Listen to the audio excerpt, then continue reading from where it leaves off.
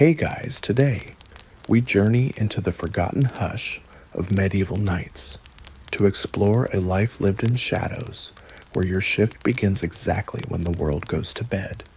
You're not a knight or a monk or even a baker. No, your lot in life is stranger and sleepier. You're a medieval gravekeeper. Tonight, like every night, you'll pace the graveyard paths, check that no fresh graves have changed, and make sure nothing or no one unexpected has climbed out. You probably won't survive this job if you're squeamish or if you snore. So before you get comfortable, take a moment to like the video and subscribe, but only if you genuinely enjoy what I do here. And let me know in the comments where you're listening from and what time it is. I love seeing how far this sleepy little history travels. The church bell rings, once heavy and hollow, as you groggily sit up on your straw-filled cot in the caretaker's hut behind St. Cuthbert's Chapel. Outside, the last streaks of rose-colored dusk are fading fast, and a low mist already snakes between the crooked headstones. You stretch joints creaking like the old cemetery gate and mutter a few curses under your breath as your foot finds the cold stone floor. The hut smells like wet wool and pickled onions. You left the pickles open again. Somewhere in the corner, a mouse shuffles through the crumbs of yesterday's stale oatcake. You don't bother with shoes. Just yet, it's better to warm your feet by the embers while pulling on your patched woolen tunic, still slightly damp from last night's fog. Your duties begin now as the village yawns and shutters up. The sun is down, which means your shift is up. You're not exactly paid, not in coin anyway. But the vicar lets you live here rent-free, feeds you broth when he remembers, and tells people you're very good with silence. That last part is true. No one talks to you much. Maybe it's your job. Maybe it's the smell. You glance at the chart scratched onto a plank above the hearth, whose graves to double-check, who's due to be interred tomorrow, and which stones have started to lean suspiciously. Next to the plank hangs your lantern. Well, it's more iron cage than lantern, with a stub of tallow candle inside its base, encrusted with wax like a rotted tooth. Tonight you'll be checking the east wall, the ossuary steps, and the so-called Bishop's Row. The bishop buried there was excommunicated and posthumously unexcommunicated. Scholars still argue whether the bones buried there are his or just an unlucky tanner with the same name. You finally lace your boots, grabbing your thick cloak from its nail mended so many times it now resembles a quilt more than clothing, and open the creaking hut door. Damp air rushes in, smelling of wet grass moss and something faintly metallic. The mists are thicker now, rolling low like smoke from an unseen fire. You step into it, clutching your lantern, and mutter your usual greeting, "Evening, lads," by which you mean the dead. You've found that a little courtesy goes a long way in a graveyard. As you walk the gravel path, winding between stones, some flat, some tipped, like sinking ships, you listen. Not just for footsteps, though you do, but for that weight in the silence. The sort of silence that makes you wonder if someone's about to whisper behind your ear, even though you're alone. Hopefully. The first stone you check is an old one cracked in 3 places and banded with lichen. It belongs to a cobbler who died during a barley shortage, buried in his apron, if the records are right. You clear away a tuft of weeds, feel around the edges, still solid. No signs of tampering, human or otherwise. The church looms to your left, squat and heavy with age. Its stained glass windows flicker faintly with candlelight. Someone's still praying in the nave.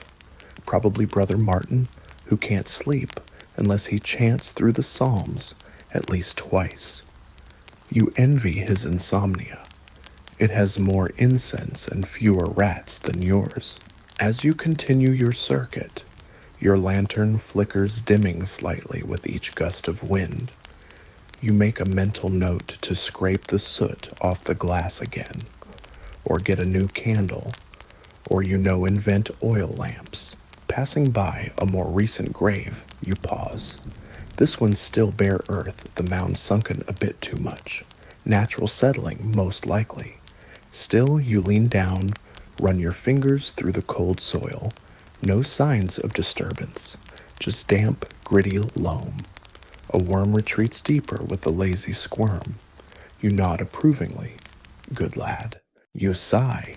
Only 8 more hours to go. This is your life now.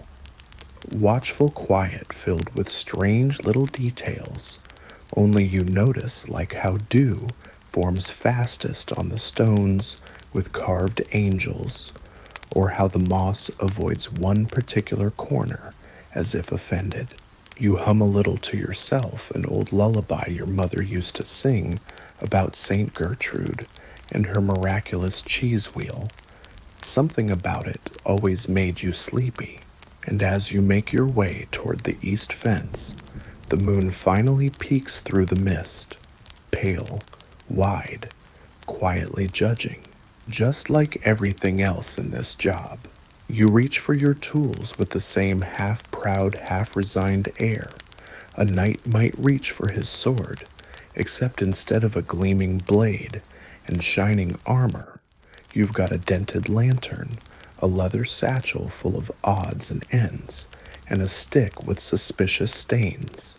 You call it your kit, though that may be a generous term. It's more of a grab bag of mildly useful junk, passed down from gravekeeper to gravekeeper since the days when people thought tomatoes were poisonous and washing your hands was suspiciously French. First, the lantern. Iron frame, cracked glass waxy insides like the crust of a burnt pudding. The candle stub inside is shaped like a lump of regret. You give it a gentle shake, and something clinks, possibly a coin, possibly a molar. You decide not to check. You light it anyway, shielding the flame with your palm as the wind snatches at your cloak.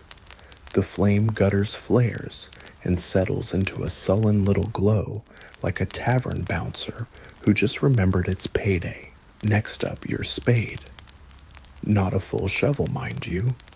That's for the day gravedigger, a man with biceps the size of hams and the conversational skills of an angry goat. Yours is a smaller, flatter tool, more useful for poking around disturbed soil, or if need be smacking something unholy in the ankles. Then the charms. Everyone in this line of work has something. Some wear saint medallions. Others carry dried herbs, chicken feet, or scraps of parchment with suspiciously vague Latin. You've got a pouch of blessed chalk you suspect is just regular chalk that a monk tripped over. You use it to mark stones with little sigils, nothing fancy, just an X here, a swirl there.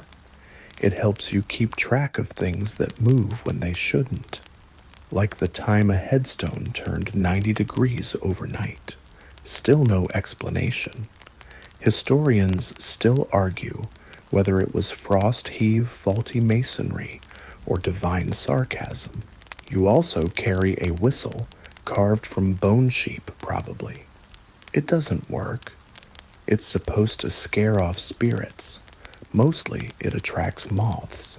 The oddest item in your kit is the bell. Just a small iron handbell with a wooden handle.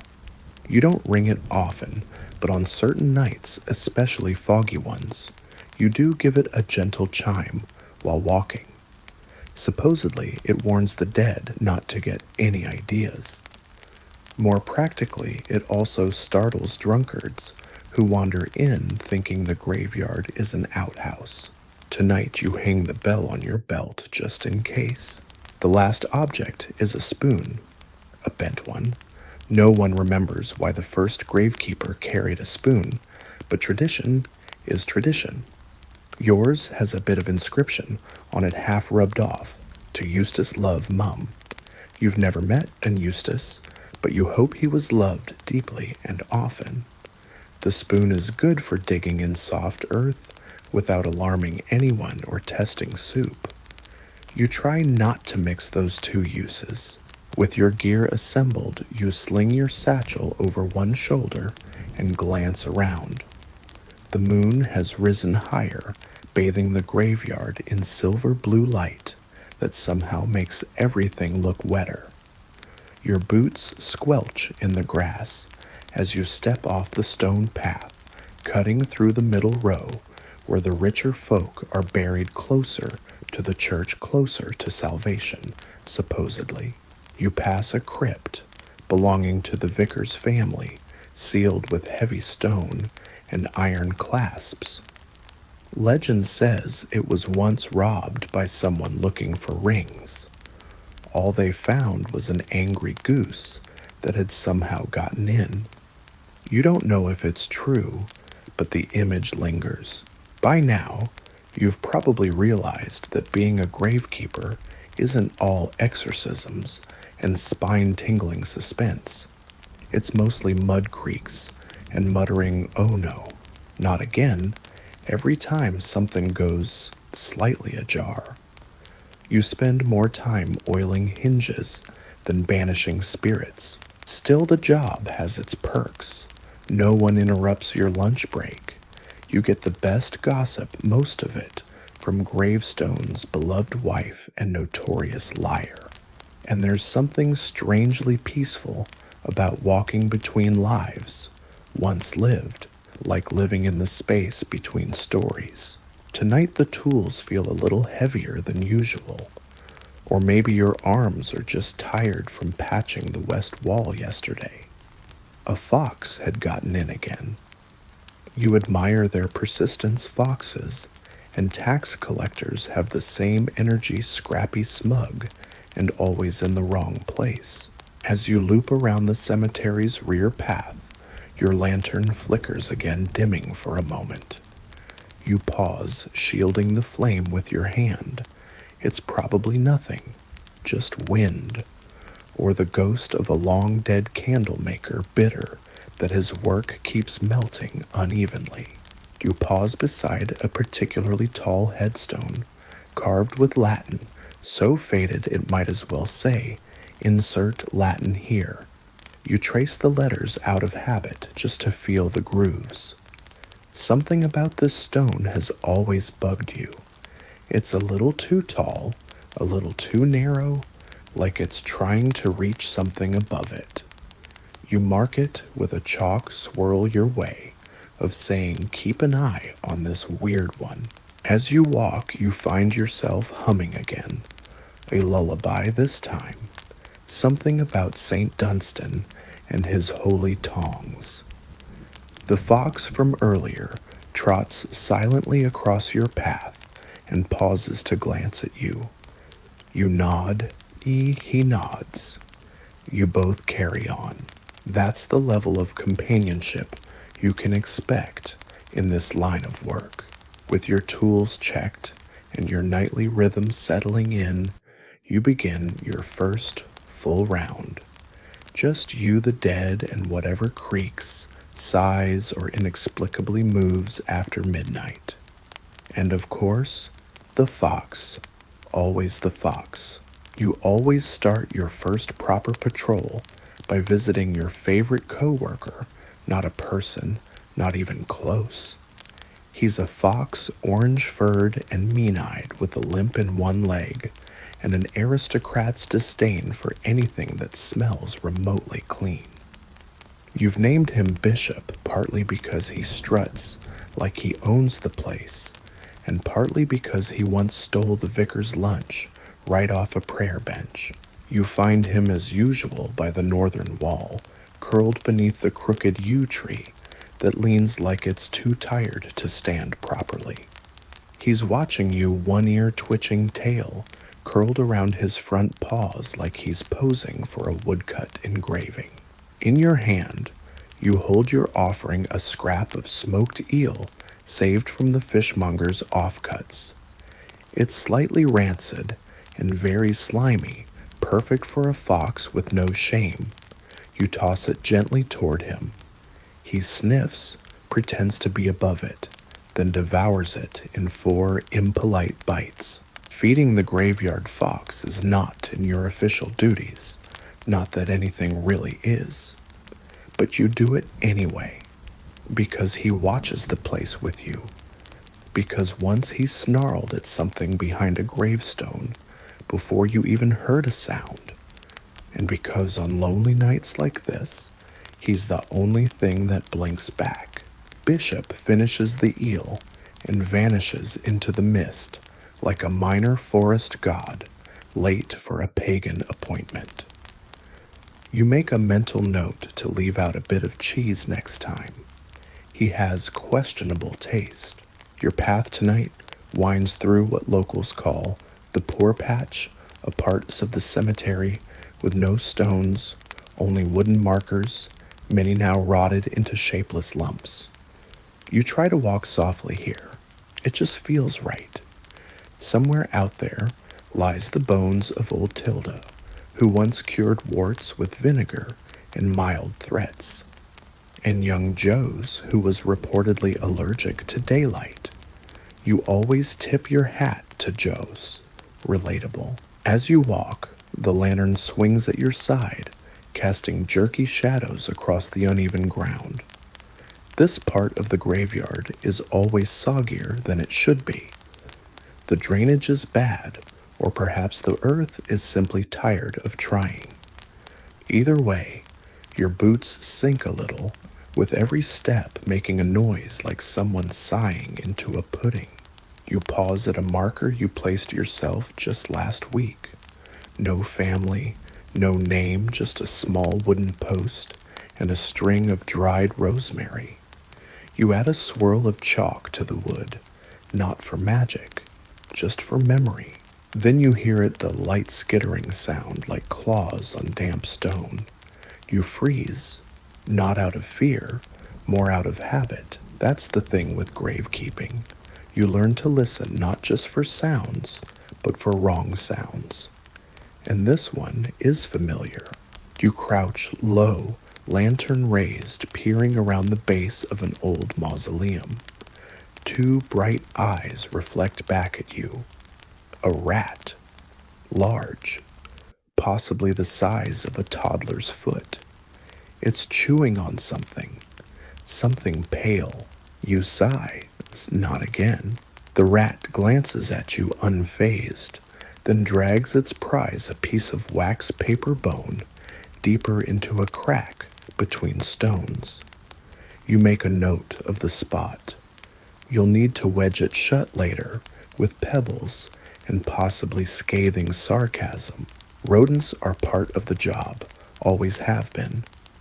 Medieval cemeteries weren't exactly pristine gardens of eternal rest. They were functional, overcrowded, and a favorite haunt for anything small, furry, and unscrupulous.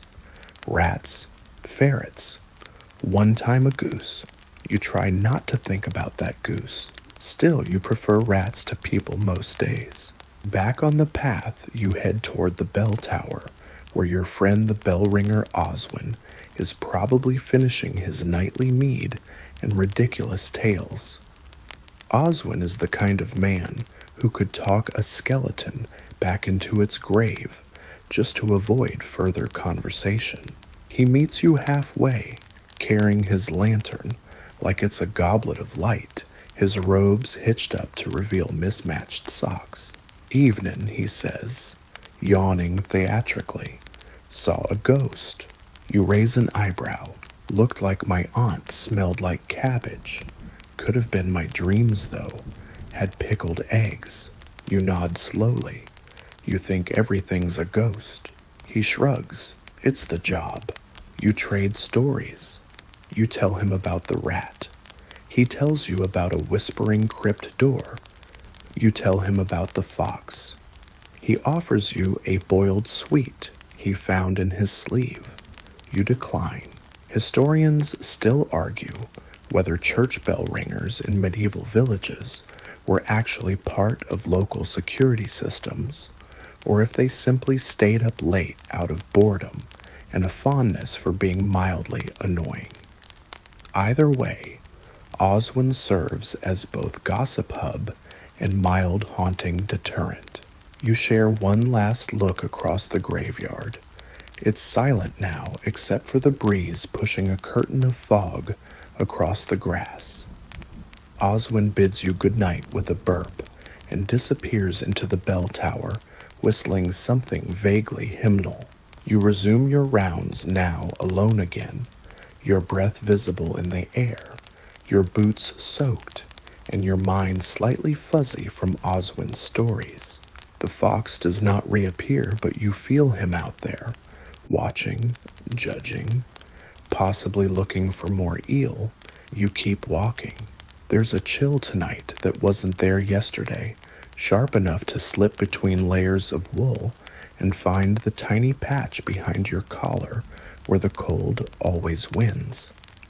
Your breath puffs out in little clouds as you trudge past the older stones, the ones too worn to read. You know them by shape now. The round-topped ones mean merchant class, pointed ones monks usually. The squat square ones that look like upturned stools, probably villagers who couldn't afford a proper epitaph, but still wanted something vaguely respectable above their heads. You're just about to circle back toward the chapel when you hear a soft clank and a muffled cough. You sigh. It's Oswin again, or a ghost with asthma. Either way, you follow the sound to the tiny stone hut that serves as the bell tower base. Sure enough, there's Oswin perched on an overturned bucket, nibbling on a heel of bread, and talking to a jug of cider like it's going to reply. He notices you and grins, revealing a worrying lack of molars. Evening grave boy, he says, in the tone of someone who's decided your job must be fascinating because it isn't his. You raise an eyebrow. You already said good night. He waves this away. That was a preliminary good night. This one's more spiritual. You sit on the edge of the low wall, accepting a piece of the bread he offers, which tastes like it was baked in defiance of flavor. He points a flour-dusted finger toward the southern corner of the graveyard, where 3 mossy stones lean like drunkards in a queue. Heard something over there earlier, he says. Rustlin', like real rustlin', not imagination rustlin'. You chew slowly. Could have been Bishop. He shakes his head. Too heavy. This was a 2-fox rustle at least. You resist the urge to make a joke about crypt-sized cats. Instead, you ask, "You been hearing things again?" He narrows his eyes. Always. Question is what is doing the whispering? I think it's the monks. You snort. We haven't had monks since the bishop tried to marry one. Exactly, Oswin says with the triumphant tone of someone whose logic has outpaced reality. Exactly. They've got unfinished business. Or bad fish. Despite yourself, you glance toward the row of broken stones near the chapel, once belonging to a small priory, long since shuttered after a scandal involving mead theft and confusing handwriting. Some say the priory had a secret library. Others say it was just a really big cupboard. Historians still argue whether the structure was sacred practical or just structurally unfortunate. Oswin leans in. You know the old chant, right? You sigh. The one with the goats. He nods solemnly. Never ignore a grave when the wind sings flat. You blink. That doesn't rhyme. It's not meant to rhyme, he says, stuffing more bread into his face. It's meant to warn. Eventually, Oswin shuffles back up into his bell tower, muttering about shadows and the price of smoked herring, and you're alone again. You turn your lantern toward the south corner he mentioned. There's nothing there. Of course there isn't. You hope. Still as you approach, you hear it too faint rustling. Low, rhythmic. Could be leaves. Could be rats. Could be the ghost of an overexcited gardener. You step softly, each footfall muffled by the damp earth. Your lantern casts a wide arc of golden light over the 3 crooked stones. Then movement. Your heart does not leap. It politely shuffles, annoyed. Behind the largest stone is a hedgehog. You exhale long and slow. The hedgehog blinks at you with the blank curiosity of something that neither understands nor cares about your job. It waddles off into the weeds. You salute it. It does not salute back. And yet as you turn to walk away, something glints on the stone's edge. You bend down, brushing aside a tuft of lichen. A coin. Small. Bronze. Old. Roman possibly. Maybe older. Maybe newer. You can't tell. But it wasn't there yesterday. And it certainly wasn't left by the hedgehog, unless hedgehogs are now using currency. You pocket the coin, muttering a mental note to ask the vicar if any local children have taken to feeding graves. By now, the moon is at its peak. The whole graveyard is silver lit, everything sharp and slightly too quiet. Even the wind has paused like it's waiting for you to do something dramatic. You don't. You just walk your route every few steps, tapping your lantern with a knuckle to keep the flame steady. As you pass the gate to the ossuary, the little stone room where bones from overcrowded graves are stacked like firewood, you hear a clatter inside. Not a heavy one. Something small, maybe shifting. You lean in, listening. Silence. You open the wooden latch, slowly expecting a rat, or bishop, or a particularly bold pigeon. Instead, you find a chicken, a full-grown, healthy-looking hen perched delicately atop a stack of skulls, clucking softly to herself like she's trying to remember a recipe. You blink, she blinks back. You close the door. Later problem, you mutter and make another mental note. Remove chicken from ossuary. Or don't. She might be staff. Back on the main path, you chuckle to yourself. If someone asked you how your night's been, you'd have to say 3 mossy stones, 1 hedgehog, 1 coin, and a chicken with excellent balance. Not exactly heroic, but undeniably gravekeeper. And as you round the final bend toward the caretaker's hut to swap candles and maybe find that last chunk of pickled onion, the bell chimes once. Not midnight, not an hour mark, just once, for no reason. You stop, turn, look up at the tower. No sign of Oswin. You mutter to yourself, I swear if that chicken learns to ring bells. You trudge back down the central path, boots squelching faintly in the grass. Somewhere overhead, clouds drift in front of the moon, leaving the graveyard briefly darker and somehow wetter, as if someone wrung out the sky, just enough to be annoying, but not dramatic. You flick the side of your lantern to jostle the flame back into a proper glow. It sputters like it resents the effort. Your next stop is the east side of the yard, where the stones are older and spookier, not because they're particularly haunted, but because they lean at unsettling angles, and some of the carvings have aged into vague shapes that resemble either angels or startled turnips. There's a particular row you always check twice, mostly because it includes the grave of a merchant who died owing the baker 4 shillings and a small pie. The baker, despite having passed on himself 20 years ago, still gets mentioned in the will. You're not sure how debts work after death, but if pies accrue interest, someone's in trouble. You pause at one of the oldest stones, which has begun to split near the base. You crouch, running your fingers along the crack, and notice something odd. The soil has been disturbed. Not freshly, but definitely shifted. Perhaps by the rain, perhaps by something else. You don't panic. Grave settling is a common issue. Back in '06, you had an entire plot collapse on itself during a spring thaw. Took 3 days to patch.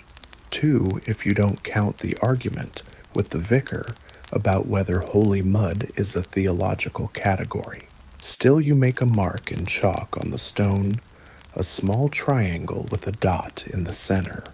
Your personal code for keep an eye on this one. It's being fussy.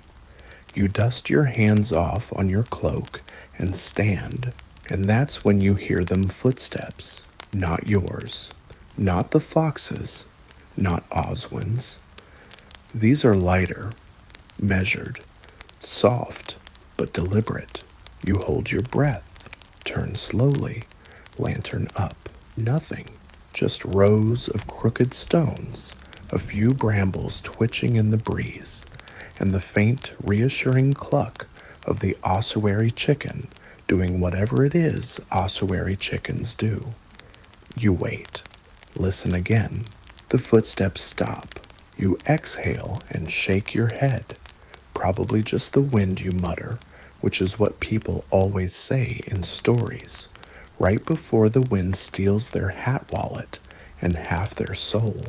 You continue walking, deliberately swinging the lantern in broader arcs now. If someone's watching, you want them to know you know. It's a delicate gravekeeper power move. The grave you're heading toward now belongs to a knight, Sir Godfrey of something or other. You've never managed to read the whole inscription. His stone is massive, carved with symbols that might be heraldic or just decorative fish. The story goes that he once defended the village against a group of tacksmen by glaring fiercely. No one ever confirmed if the tacksmen fled or just tripped over a root. Either way, he's a local legend. You check the stone's base. No signs of digging. The soil is firm. You reach into your satchel and sprinkle a bit of ash around the edge. It's not magical, just a good way to check if anything's been disturbed overnight. If the ash pattern is broken tomorrow, you'll know something's up. Could be animals, could be grave robbers, could be Oswin sleepwalking again. You look up at the chapel clock tower. The bell won't chime again for another hour, but you still feel the urge to check your pocket sundial. You don't, of course, it's night, and you still haven't figured out how to read it without the sun. You carry it for emotional timekeeping. Continuing your rounds, you stop by the small stone bench near the tree line, the so-called mourner's seat, where widows once wept and farmers once pretended to weep while sneaking snacks. You sit for a moment, adjusting your cloak. The stone is cold and unforgiving, like the vicar during Lent. You take a sip from your flask, just weak cider, nothing scandalous, and reflect. The funny thing about gravekeeping is that everyone assumes it's a sad job. And yes, there are moments, quiet burials, fresh mounds, the occasional sob echoing through the mist. But mostly it's peaceful. You're a caretaker of stories, a custodian of endings. And on nights like this, when the wind hums and the moon sulks behind the clouds, you can almost feel the whole place breathing. Some say graveyards are full of silence, but they're not. They're full of memory and the occasional fox. You're about to rise when you notice something odd, a faint glow by the bishop's tomb. Your first thought, Oswin. Your second, the chicken has learned fire. You stand cautiously making your way toward the flickering light. As you get closer, you see it's a lantern much like yours. And next to it, leaning against the bishop's tomb, is the sexton's wife. She waves at you with her free hand, the other holding a small parcel wrapped in cloth. Brought you something, she says, matter-of-factly, as though standing beside a centuries-old grave in the middle of the night is entirely normal. You raise an eyebrow. Should I ask what it is? She shrugs. Onion pie. You blink. Is this a warning or a gift? Bit of both, she says, handing it to you. Also, you should check the north fence. Something's been digging. You sigh, but accept the pie gratefully. It's still warm, and the crust is flaky, in that way that only happens when someone actually likes you a little. You take a bite. It's got turnips in it, because of course it does. She nods once and disappears back down the path, leaving you alone with the bishop's tomb and a faint smell of caramelized root vegetables. You mutter, that woman scares me more than half the cemetery, and with pie in hand, you set off for the north fence. The north fence is the least trustworthy part of the entire cemetery. It's been patched more times than Oswin's trousers, and once you found a goat standing on top of it, just chewing contemplatively, while the vicar had a minor theological crisis. It's an old stone wall, barely waist-high with crumbling mortar and ivy that seems to regenerate faster than the village blacksmith's gossip. Theoretically, it keeps animals out. In practice, it mostly keeps you in. You approach slowly, the warm weight of onion turnip pie in your hand, and the vague memory of the sexton's wife's warning echoing in your mind. Something's been digging, she said. That could mean rats, or foxes, or if it's like last spring, the village pig Hilda, who had an escape artist's soul and a deep disdain for fences. You squat by a gap in the stones and hold up your lantern. The flame dances, casting gold light on the tangled roots and damp earth. Sure enough, there's a divot in the ground, not large, but fresh scratched at, like something had been trying to tunnel in or out. You poke it with your spade. The earth shifts easily. Whatever did this was determined. You scrape back a bit more, find a scattering of tiny bones, chicken bones, maybe possibly dinner, possibly a message from the ossuary hen. You mark the spot with a chalk X and mutter, let's just agree this is a later problem, then replace the stones as best you can. You know it won't last. It never does. But there's a kind of sacred futility in this job, patching things that refuse to stay fixed. Rising with a grunt, you continue along the fence line, your boots sinking slightly in the mud. Your lantern catches something shiny on the ground. You bend to inspect it and discover an old hairpin green with age and still holding a twist of brittle reddish hair. You frown. Grave goods are rare in this part of the yard, too poor, too practical. Whoever left this must have done so quietly, perhaps after dark. You pocket the pin and glance toward the nearby row of children's graves, small stones shaped like tiny arches, often carved with lambs or wooden angels. You pause by one and gently brush away the leaves. The name's unreadable, but someone has placed a cluster of wilted daisies there, still fragrant in the cold. You sit for a moment, not because you need rest, but because this place invites it. The quiet here is different, not heavy, not haunted, just still, like the kind of silence that comes after a lullaby. You remember vaguely that once upon a time the village believed children's souls turned into sparrows. It was said they flitted through graveyards at dawn, whispering secrets to the dew. You've never seen that, but you have heard chirping near dawn, and one morning you found a feather on your shoulder.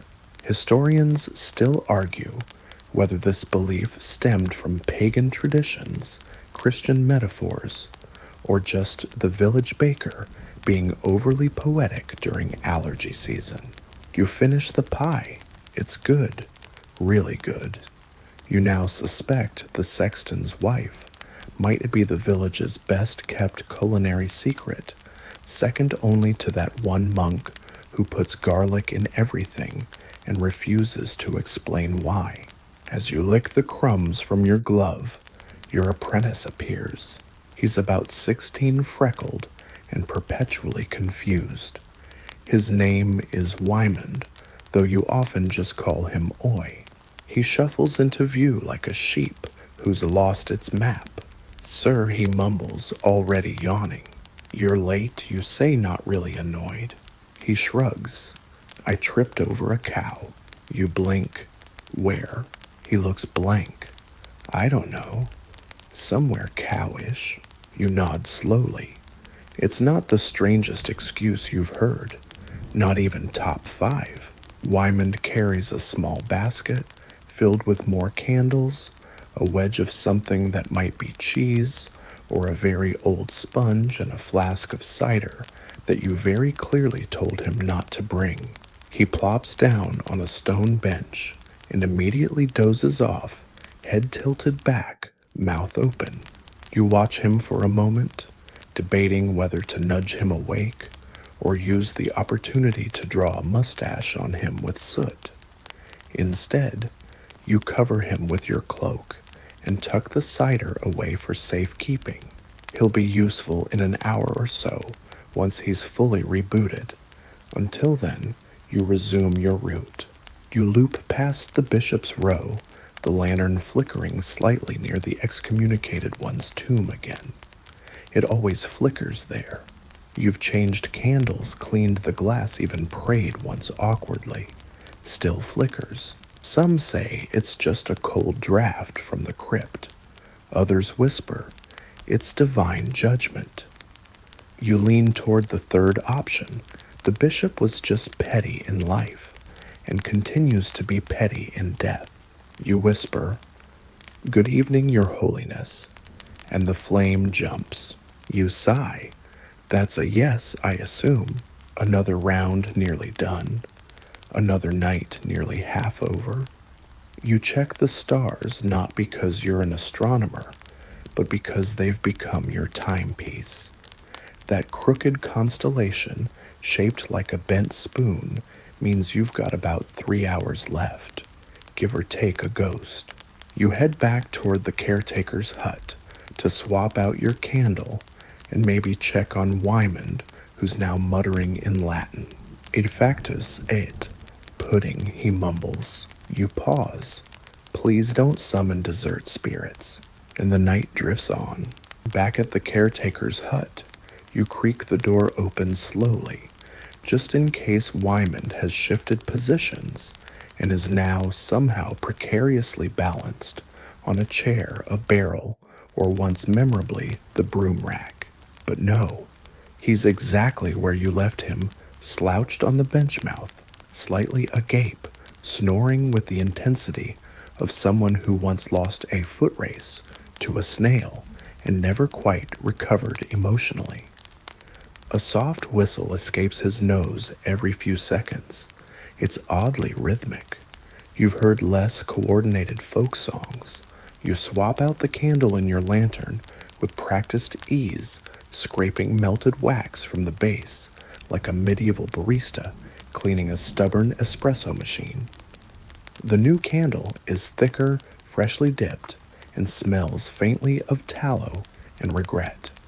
It flares up nicely when lit, at least until you step back outside and the damp wind attempts to extinguish your efforts with a moist cough. You tug your cloak tighter and look skyward. The moon has crept across the heavens, now low and buttery, casting long shadows between the stones.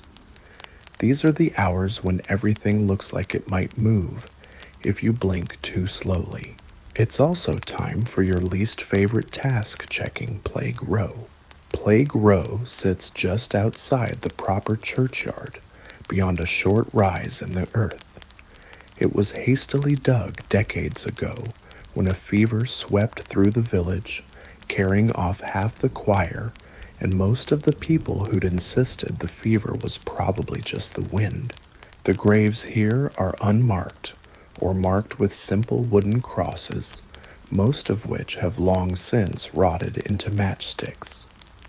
Grass grows thick here, and the soil still sinks oddly underfoot, as if it remembers too much.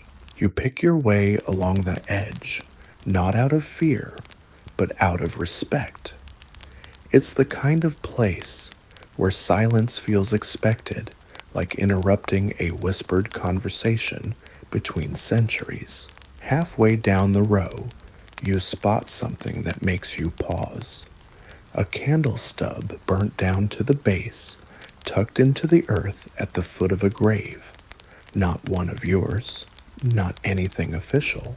You crouch inspecting it. The wax is tinged with lavender. Fancy. Not from this village, certainly.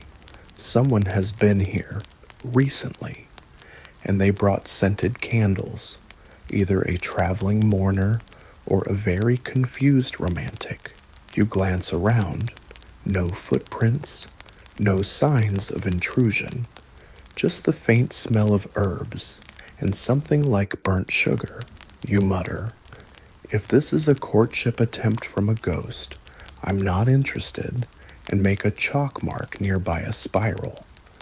This time your code for mysterious activity, possibly scented. You return to the main path just as a cold breeze kicks up, bending the taller grass like bowing servants. In the distance, a barn owl calls once, then goes silent again. You resist the urge to call back. It's been a long night. You don't trust your owl impression anymore. Just as you round the crypt's corner, you nearly trip over something squishy. Wymond, you hiss. He's followed you somehow half awake, clutching a candle stub and dragging a blanket like a haunted burrito. His hair sticks up in several directions, and his eyes have the dazed glimmer of someone who tried to memorize all the Psalms and accidentally summoned a migraine. "I dreamed of teeth," he mutters. You blink. "Yours." He frowns. "Uncertain?" You sigh, pat him on the shoulder, and redirect him toward the small stone bench near the lich gate. He trudges off like a somnambulant hedgehog. With the lantern raised, you double back toward the ossuary, that charming pile of bones and questionable architecture where you store the extra dead.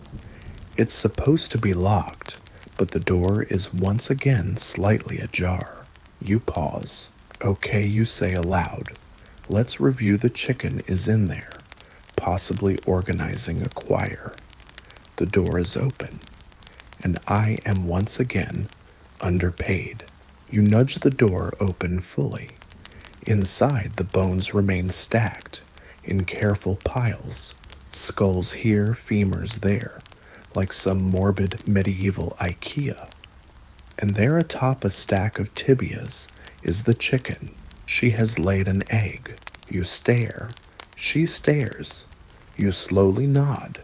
Good work. The chicken makes a soft noise and tucks her beak under her wing.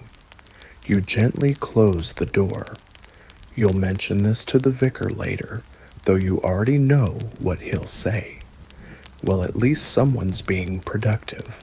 Your next stop is the Eastern Chapel wall, just a routine check. The masonry here tends to flake, especially in the cold, and the last thing anyone wants is for a chunk of 12th century stone to brain a mournful relative. As you run your hand along the wall, you feel a scratch, fresh, shallow, repeating, like claw marks. You pause, hold up your lantern. 3 distinct vertical lines gouge just under a window ledge. Not deep, but recent. You frown. Could be cats. Could be rats. Could be the result of Wymond having a night terror and flailing wildly with a pew leg. Still you circle the chapel carefully, eyes scanning the stones. No more marks, no blood, no feathers, just that, a little scratch. You mark it with chalk and sigh. The list of odd things to mention at morning prayer is getting longer. 1 mysterious candle, 1 courtship ghost, 1 helpful chicken, and now claw marks on the bishop's wall. You begin walking again, careful not to wake the dead. You're halfway through the shift now. The moon has begun its slow descent, and the sky is that strange pre-dawn color, neither dark nor light, just a sort of bruised gray that makes everything look like it's been slightly overboiled. You make your way toward the low slope near the west fence, where the soil has always been troublesome. This part of the graveyard doesn't get much foot traffic aside from yours and the occasional deer that forgets it's not supposed to prance on sacred ground. You've caught one mid-prance once. It looked very embarrassed. The graves here were dug quickly, often in wet seasons, and over the years they've started to rise in unsettling little mounds. Some sink, some swell. The land hooves like bread left too long in the sun. You've spent more nights than you'd like to admit, repacking earth that seemed to push back at your spade. You arrive at the most dramatic offender, a grave that never stays flat. Every week you tamp it down. Every week it rises again, like it's trying to breathe, or worse, burp. Tonight it's back to its usual self, a slight hump under the grass about the size of a well-fed badger. You sigh and kneel beside it, brushing your fingers over the surface. Still firm. No obvious signs of digging. No paw prints. No footprints. Just that gentle, inexplicable bulge. You reach into your satchel for the small iron trowel, the one you use for delicate poking, and begin scraping at the top layer. The soil is damp but not freshly disturbed. Just restless, like it has secrets, possibly wet ones. Scholars have debated this phenomenon, you recall.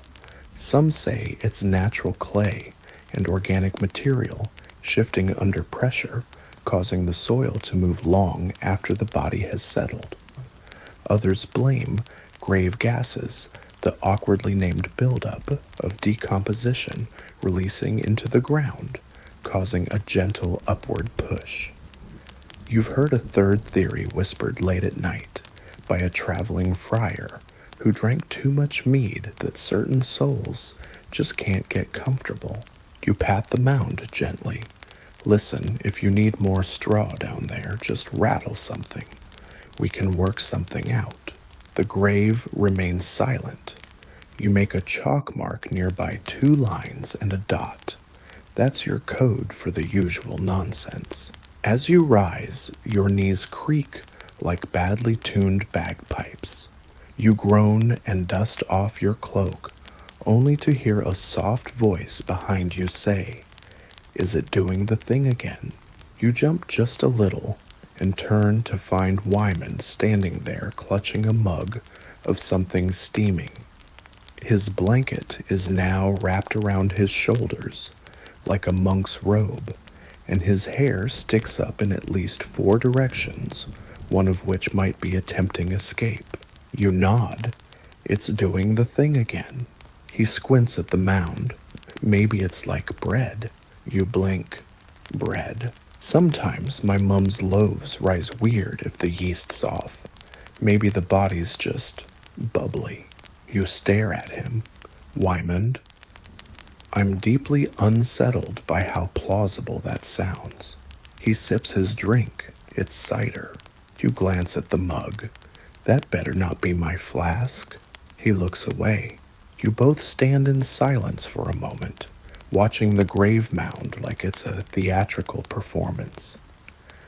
Bishop the Fox appears briefly from behind a yew tree, glances at the mound, then leaves without comment. He's seen worse. The two of you head toward the small storage shed near the back fence, where you keep extra planks, spare lanterns, and a regrettable stash of dried apples that somehow taste both burnt and raw at the same time. Inside the shed, the air is dry and smells of wax and splinters. You light the little oil lamp and pull down a bundle of graveyard maintenance tools, a hand rake, a tiny hammer, and a basket of nails bent just enough to be annoying. You hand Wymond the rake. Go poke the moss off the northern stones, and try not to hallucinate this time. He nods solemnly. If I see the nun again, I'll ask her name this time. You pause. What nun? He shrugs and walks off into the mist rake in hand blanket, billowing like a slightly unmotivated ghost. You return to the main path and resume your patrol lantern, swinging boots, squelching the rhythm of the night, settling back in. The wind picks up slightly, just enough to make the trees rustle with that dry, whispery tone that always sounds like someone saying your name in reverse. As you pass the southeast corner, you notice something out of place, a half-eaten biscuit on a gravestone. It's oat-based, likely Oswin's. You stare at it. You better not be an offering.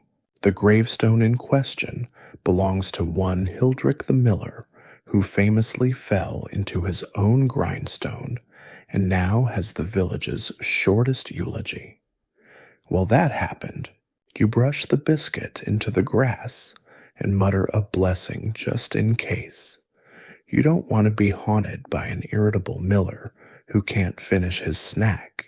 By now, your lantern's flame is beginning to flutter again, burning low, flickering with every step. You know you've got about an hour left until sunrise, and the light will return to do its job, shining over the stones, warming the moss, revealing everything that stayed exactly where it should. Or didn't. Your last task before the final round is to check the back chapel door. It locks with a giant iron keys shaped like a fish for reasons no one has ever adequately explained. You jiggle the lock, still firm, still fishy. You take one last look across the cemetery. Everything seems calm until you hear a sharp whistle from the east path. It's Wymond, running, holding the rake like a halberd, and shouting the stone moved. The stone moved. You blink. Please tell me it wasn't the chicken again. You sigh the sigh of a person who has seen far too many inanimate objects allegedly move under the influence of sleep-deprived apprentices, fermented cider, or strong gusts of wind. Wymond stumbles to a stop out of breath and visibly vibrating.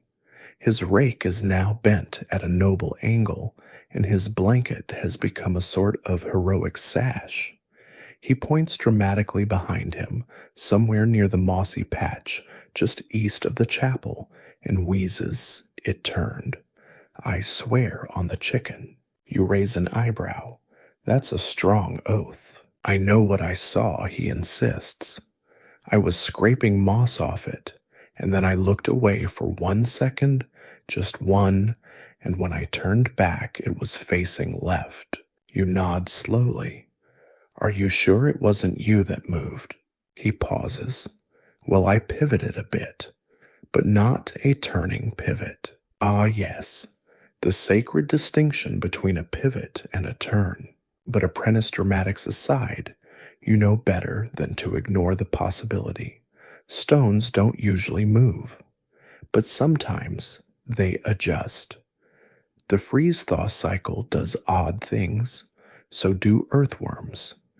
And so does something called general medieval weirdness, which, while not scientifically recognized, is emotionally valid. So you follow Wymond back toward the scene of the alleged rotation.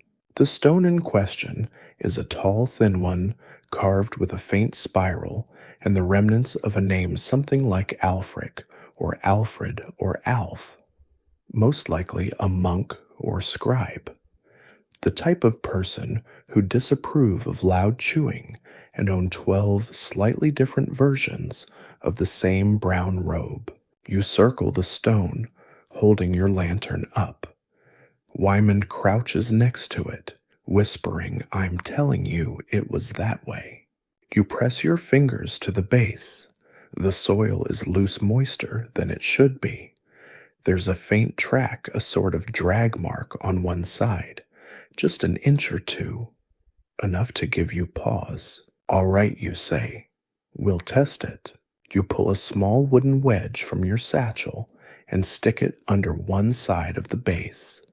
Then, using a bit of chalk, you mark the exact position on the earth with an L shape and a dotted line. It's your version of a medieval security system. Very advanced. Extremely chalk-based. If it moves again, you mutter, we'll know. Wymond nods, solemn as a child being sworn into a pastry guild. You continue your patrol this time, taking Wymond with you, mostly to keep him from reporting future supernatural furniture incidents without supervision. The two of you loop back toward the small herb garden the monks once kept. Now it's just a plot of unkempt thyme, several aggressive weeds, and a single rogue carrot that refuses to die. This area's peaceful at night, less overgrown, the path cobbled in uneven stones salvaged from older graves. Here, Wymond finally starts to relax. What's that plant, he asks, pointing at something with fluffy leaves. You lean in. It was sage. Now it's mostly regret. He sniffs. Smells like stew. That's probably you. He grins. You settle briefly on the bench near the plot. It's not technically part of the cemetery proper, more like a fringe zone where graves taper off and neglected gardening begins. A place where people once tried to grow things, to remember the dead, and mostly ended up growing moss. The wind rustles the weeds. A moth circles your lantern. Bishop trots by again, tail high, carrying something in his mouth. Possibly a sock, possibly part of a scarecrow, possibly a statement. Wymond watches him disappear between the stones. He's weird, he says. He's the most normal one here. You sit in silence for a moment, letting the breeze cool your face. There's a peace that settles in the bones here, a kind of unspoken truce between the living and the dead. You tend their resting place. They, in return, don't rise up in complaint. Usually. Wymond leans over. Do you ever get scared?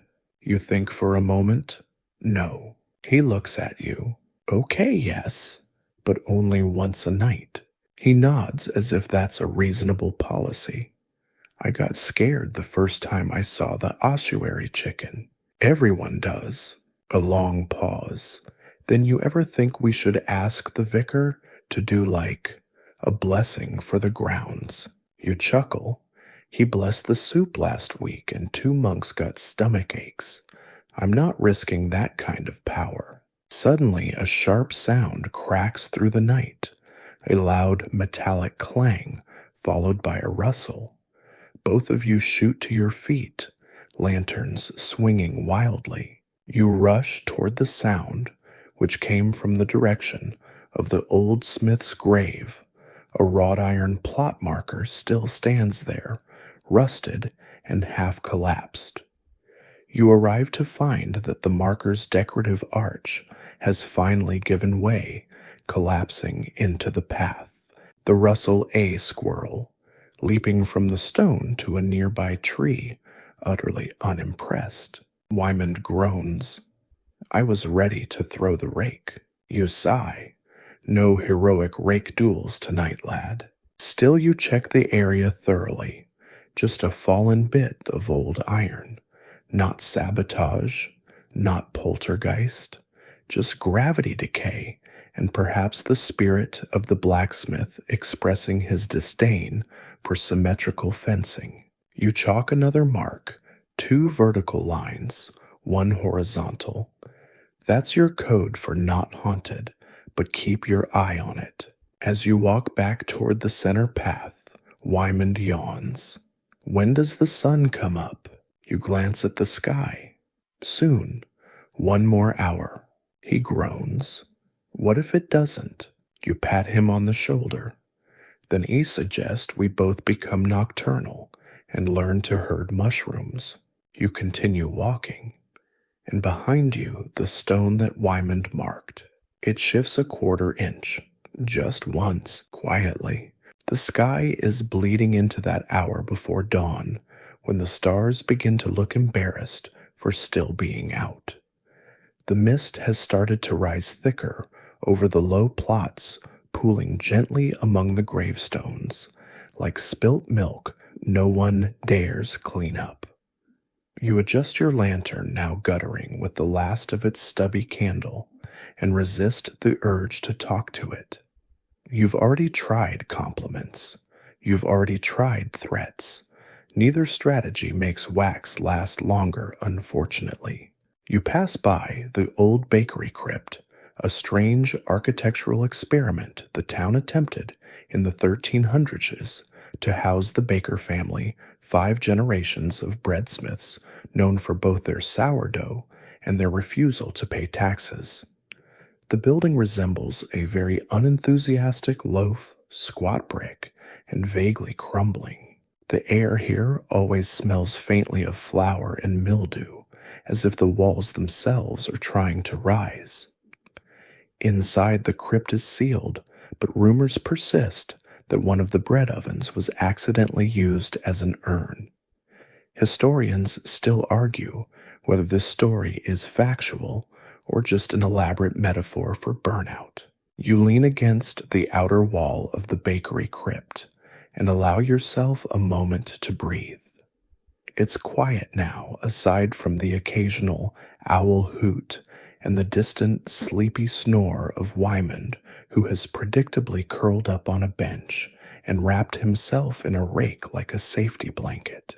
Then you hear it, a faint scritch-scritch, then a pause, then scritch-scritch again, not from the wall, not from the sky, from beneath you. You freeze, not because you believe in ghouls or bone-scrabbling bogmen, but because any sound that comes from under a crypt demands at least one full-body flinch. You press your ear to the brick. Nothing. You knock gently. Silence. You whisper, "Don't make me get the vicar," and the wind answers with a low moan through the trees. Standard graveyard humor. You kneel and inspect the base of the wall. There's a thin line where the earth has shifted a hairline crack, likely caused by the freeze earlier in the month. Water seeped in. Bricks moved, maybe a rat's nest, maybe Bishop looking for backup eel. Still, you mark it with chalk. A squiggle this time, the kind you use when something's definitely happening, but you're not sure if it's structural, spiritual, or rodential. You hear a rustle behind you and spin only to find the ossuary chicken again strutting across the path with that nonchalant dignity only poultry can manage. She pauses by your feet, pecks once at a pebble, then continues on her eternal crusade against invisibility. You mutter, "You're the only one I trust anymore," and she doesn't even deny it. Just as you're turning to leave, you notice something odd, a small pile of bread crusts tucked under the crypt's edge. Not dropped, not tossed, placed. Arranged in a little arc, as though someone or something with fine motor skills and an obsession with carbs had been leaving a trail. You frown. You know Oswin sometimes eats while he walks, but this feels intentional. Each crust is the same size, same age, stale, slightly chewed. You resist the urge to follow the trail immediately. Instead, you call softly Wymond. No answer. You sigh. Time to check on the boy. You find him curled on the bench, drooling into his blanket, a rake tucked protectively across his chest, like he's expecting a fencing match in his dreams. You poke him gently with the toe of your boot. Up you whisper, "Possible crust cult." He groans. "I just got to the part of the dream where the vicar turns into a goose." "Useful dream," you mutter. "Come on." You guide him groggily to the crypt's side and show him the crusts. He squints. Someone's feeding the crypt or trying to summon the spirit of bread. He sniffs. They're oat. Definitely Oswin. You bend closer. The trail continues winding along the graveyard edge, veering behind a low stone wall near the stonemason's plot. You and Wymond follow it, your boots crunching quietly over gravel and moss, the lantern's glow flickering along the ground. And then you see it. The trail ends at a hole, not a big one, maybe the size of a helmet but freshly dug. The soil is damp, compacted, and clearly shifted. You crouch, running your fingers along the edge. Something was digging, you murmur. Maybe it was hiding the bread Wymond offers. You look at him. Why would something dig down to hide bread? He shrugs. Medieval problem, sir. Fair. You decide not to explore the hole further tonight, not without gloves, or ideally divine intervention. Instead, you wedge a flat stone over the top market with chalk and note its position in your little leather notebook, which has grown increasingly filled with doodles and sarcastic annotations over the past few months. Wymond yawns. So what now? You look around. The stars are starting to fade. A soft blush of light is brushing the horizon. Not sunrise yet, but close enough that the shadows no longer feel like they're eavesdropping. You turn toward the church path, final round.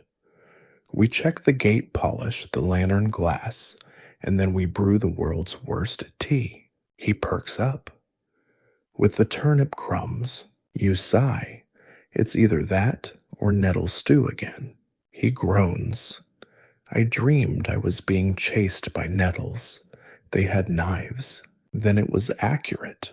As you walk, the mist begins to lift, ever so slightly. You see the outlines of the trees, more clearly now the chapel roof, the far-off shape of the manor on the hill. The world is returning to itself. You glance back once toward the crypt, the stones, the odd pile of bread crusts. Nothing moves, but you feel it, that weight, that watching. You tip your hat just in case. Good night, whoever's been snacking. By now, the sky is taking on that soft, watery blue that feels like a yawn in color form. Birds are beginning to think about chirping. Somewhere, a rooster is psyching itself up for its big moment. You, meanwhile, are inspecting the chapel lanterns, which have once again gathered an inexplicable quantity of dead moths, one beetle, and something that might be part of Wyman's blanket. You flick the side of the glass. Dust scatters. Wyman leans against the chapel door, bleary-eyed, and sipping something from a mug you didn't authorize. Is that cider again? He squints. Could be soup, could be soap. I don't know anymore. You sigh and reach for the clean cloth you keep in your satchel for polishing lanterns among other crises. The lantern glass fogs as you breathe on it and polish in slow circular motions. It's quiet work, but it makes a difference. Light matters out here, dim light, steady light that doesn't flicker every time a shadow passes a little too close. You polish in silence while Wyman hums a disjointed version of All Saints Are Sleeping the Tempo, drifting wildly between lullaby and mule stampede. Eventually, he quiets. You both look toward the bishop's tomb. It sits near the rear of the chapel, surrounded by a stone border and an iron fence that has rusted into a sort of polite suggestion. The tomb itself is slab-like with ornate carvings, now dulled by moss and years of pigeon disrespect. The bishop in question was by all accounts both revered and feared, depending on whether he was blessing your livestock or accusing your neighbor of licentious bread pricing. You and Wyman approach slowly, not because anything always happens here, but because it's the sort of spot that encourages you to walk slower, breathe softer, and maybe say a prayer whether you mean to or not.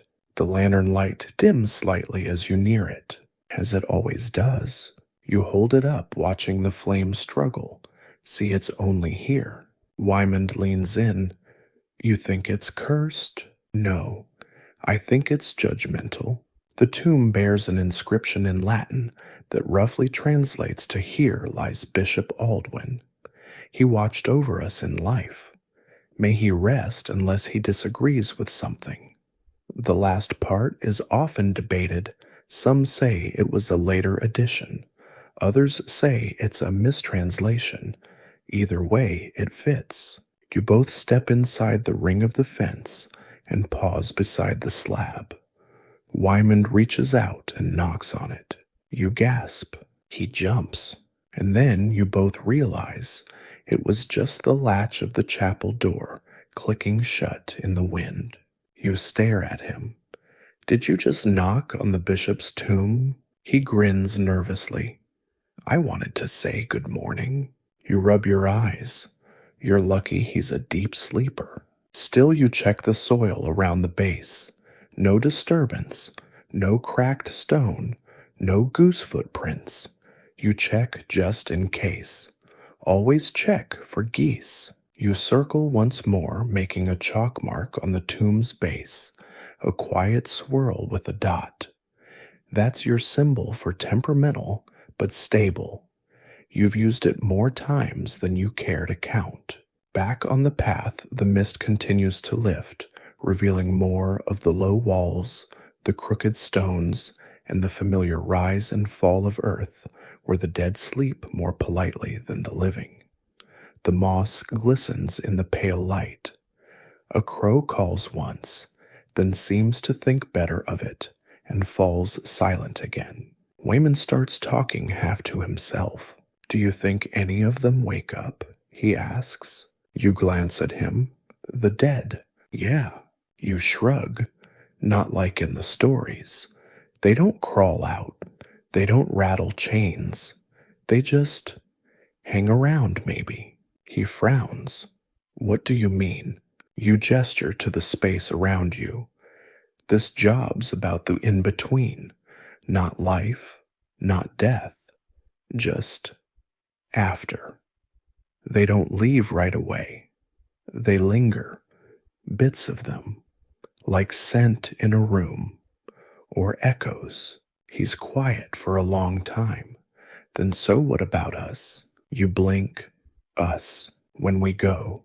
Who keeps our stories? You look down at your boots, at the stone path worn smooth by centuries of caretakers, at the bench worn by elbows and lanterns and apprentice naps. Probably someone like us, you say finally. Someone with too many chalk marks and not enough sleep. He smiles quietly. Then suddenly, sir, look. You follow his gaze to the chapel door. It's open, just a crack, but definitely open. You both stare. It was closed before. You remember? The latch clicked. You step forward cautiously. The door doesn't move. The lantern flickers slightly. Wymond whispers, "Should we close it?" You shake your head. We don't rush at doors that open themselves. That's how you get summoned. You both step forward together, as if performing a duet of skepticism. You peer inside. Nothing. Just the interior of the chapel, rows of pews, the cold stone floor, a few flickering candles, still lit from the night prayers. But there's a smell. Faint. Not unpleasant. Lavender. You both freeze. That same scent. The one from the candle near Plague Row. The one no villager uses. Not here. Not this season. Wymond leans closer. It's like the flower market in summer. You nod. Only nobody brought flowers. You glance once more inside the chapel, then gently close the door. The latch clicks again. You mark the base of the door with chalk. A simple X. Not for danger. Not for ghosts. Just for memory. For the next keeper to wonder. For you to remember you did hear the scent of lavender once. Right before sunrise, the world is shifting softly toward dawn. Now that delicate moment when the graveyard stops being eerie and just becomes damp. The dew on the grass catches the lantern light, sparkling like a field of sleepy stars. Even the shadows seem to sigh and stretch, losing their bite. Wymond trails behind you as you head toward the rear gate. His rake drags gently across the stones with a sound that's part whisper, part complaint. He's blinking slowly like a cat who's just remembered it's supposed to be nocturnal. You pause at the iron arch that marks the rear entrance. Technically not an official gate, more like a side exit for clergy and very discreet mourners. The hinges are rusted, the latch is stiff, and the ironwork overhead spells out something that probably once read Requiescat in pace, but now resembles Request a Pancake. You test the gate with your foot. It doesn't budge. That's good. Last week it blew open during a windstorm and scared the vicar so badly he spilled communion wine all over the altar. He called it symbolic, but you saw the panic in his eyes. You scribble a small triangle on the base of the gatepost with your chalk, your sign for secure-ish, and turn toward the northeast path, the last route of your final round. This stretch passes by the old gardener's plot, long since overgrown, and the weathered statue of Saint Thistlewick, the patron saint of minor sprains and mispronounced Latin. The statue, in all honesty, looks more like a sheep in a hat than a human. His left hand has eroded into a kind of pointy stump, and his face appears to be either smiling, grimacing, or holding back a sneeze. Wymond always greets him politely. "Evening, Your Holiness," he says with a small bow. You nod too. It never hurts to be courteous to weathered saints, especially the ones watching your back all night. As you pass the overgrown gardener's plot, you notice something unusual A set of footprints in the wet grass. Not yours, not Wyman's, and definitely not Bishop's, unless the fox recently acquired boots. You crouch and inspect. The prints are narrow, shallow, but fresh. They circle the statue, once then trail off toward the fence, disappearing into the thicket of brambles. You point. Wyman, do you see that? He nods slowly. Who walks in circles around St. Thistlewick? You frown. Someone with bad Latin, maybe? You follow the path briefly to see where the prints lead, but they vanish under the brambles. Too narrow to crawl through without a serious argument with thorns. Still, you make a mental note to check the other side in daylight. You'll bring gloves and possibly a bramble-specific prayer. Back on the path, you both walk in silence for a while, the chill lifting slightly as dawn breathes down from the hills. You round the bend near the burial tree, a crooked old elm that survived lightning drought and one extremely confused carpenter who tried to hang a swing on it for a funeral. There at the base lies an unexpected object, a book, just sitting there. It's old bound in cracked leather, tied shut with a bit of frayed cord. The kind of book that makes you suspicious just by existing in the wrong place. You both stare at it like it might speak. Don't touch it, Wyman whispers. You pick it up. He groans. It's cold, you note. Not wet. No mold. You shake it gently. It doesn't rattle. That's good. The last time something you picked up rattled, it turned out to be a relic box filled with teeth and a dried plum. No explanation ever came forth. You sniff it. Lavender again. Wyman backs up slightly. I vote we leave it. You tuck it into your satchel. I vote we ask the vicar what it says. He mutters, then I vote I don't attend that conversation. The two of you make your way back to the main path. The world is beginning to lighten, now truly lighten. The sky is a pale cream color at the edges, with the last stars blinking goodbye, like tired shopkeepers at closing time. You reach the stone bench near the main gate and sit Wyman slumping beside you like an overcooked root vegetable. The lantern burns low but steady. The frost on the grass is melting, steaming gently as the sunlight finally peeks over the horizon. Wyman breaks the silence. Do you ever wonder why we do this? You smile all the time. He squints and you lean back on your elbows, watching a pair of sparrows chase each other through the trees. Because someone has to. He nods. That's a terrible reason. Yep. You sit there for a while, listening to the quietest morning noises, the rustle of leaves, the faint gurgle of the stream beyond the wall, the ossuary chicken making warbling sounds in her sleep. Eventually, you both rise. You stretch your back. He pops his neck like a poorly tuned lute. The night shift is over. You've survived another round. You've made chalk marks. You've chased chickens. You've questioned bread. You've met a book in a place where books shouldn't be. And you didn't die, which by Gravekeeper standards is an exceptional night. The morning light has settled into a warm, washed-out gold that bleaches the color from the sky and makes even the moss on the stones look thoughtful.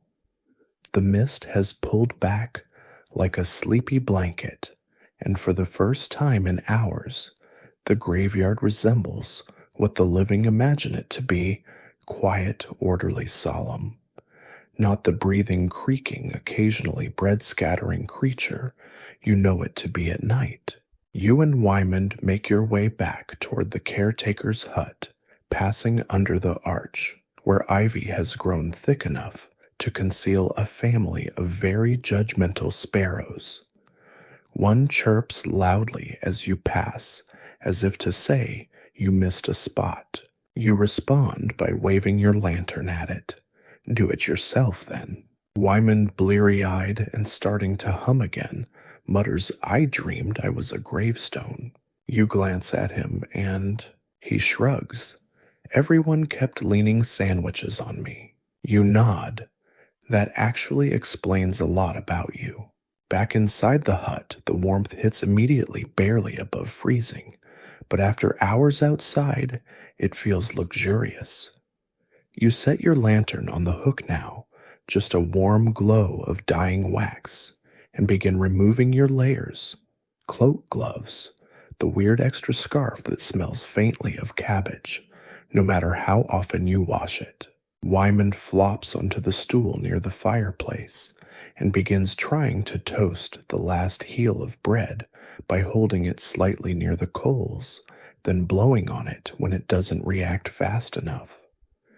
You let him be. That's tomorrow's lesson. You take out the strange book and place it carefully on the table, still tied shut with its frayed cord. The cover is embossed with a pattern faded circles and something that might be a lion or a turnip or a lion with very turnip-like qualities. Wyman stares. It's going to start whispering, isn't it? If it does tell it, you're busy. He leans forward. You gonna open it? You consider this. It's clearly not yours. It was left at the base of the burial tree, which technically makes it either an offering or a warning, or both. Possibly a cursed bedtime story. I'll wait until we're fully awake, you say, because you're sensible, and also because you're very afraid it will contain Latin. You prepare a kettle, nothing fancy, just hot water nettles, and the single surviving slice of dried apple added for something resembling flavor. Wyman accepts his mug with the reverence of someone being handed an ancient artifact. Do you think we'll get in trouble? He asks. For what? For finding a weird book in a graveyard. You sip your tea, only if we read it aloud at midnight during a thunderstorm. He laughs, then looks out the window. What if someone put it there for us? You pause, then we'll read it when it's ready. The kettle whistles again, but you ignore it. The light is pouring into the graveyard, now streaking between the stones and casting long stretched shadows that make the place look taller, older, wiser. The kind of light that makes you remember this job isn't just mud and moss and foxes stealing sausage. It's also service, memory, story. You stand, stretch, and do one last glance through your notebook. The marks from the night look like a madman's dream journal, spirals, X's, dots, triangles. To anyone else, it would be nonsense. But to you, each symbol is a breadcrumb of sanity, a record of what stirred, what creaked, what dared to shift. A way of saying I was here, I watched, I remembered. You place the notebook beside the book. Both sit there silently as if waiting to be compared. Behind you, Wyman has fallen asleep again. This time, upright mug balanced on his stomach, mouth open, dreaming no doubt of heroic rake battles or multilingual poultry. You drape a blanket over his shoulders and step outside just for a moment, just to feel the air without work clinging to it. And you're not surprised to see Bishop sitting on the chapel roof. The fox is curled neatly on a stone ledge tail, wrapped tight eyes watching the world wake. He doesn't move as you step out, he simply observes. You nod to him. Nothing got out.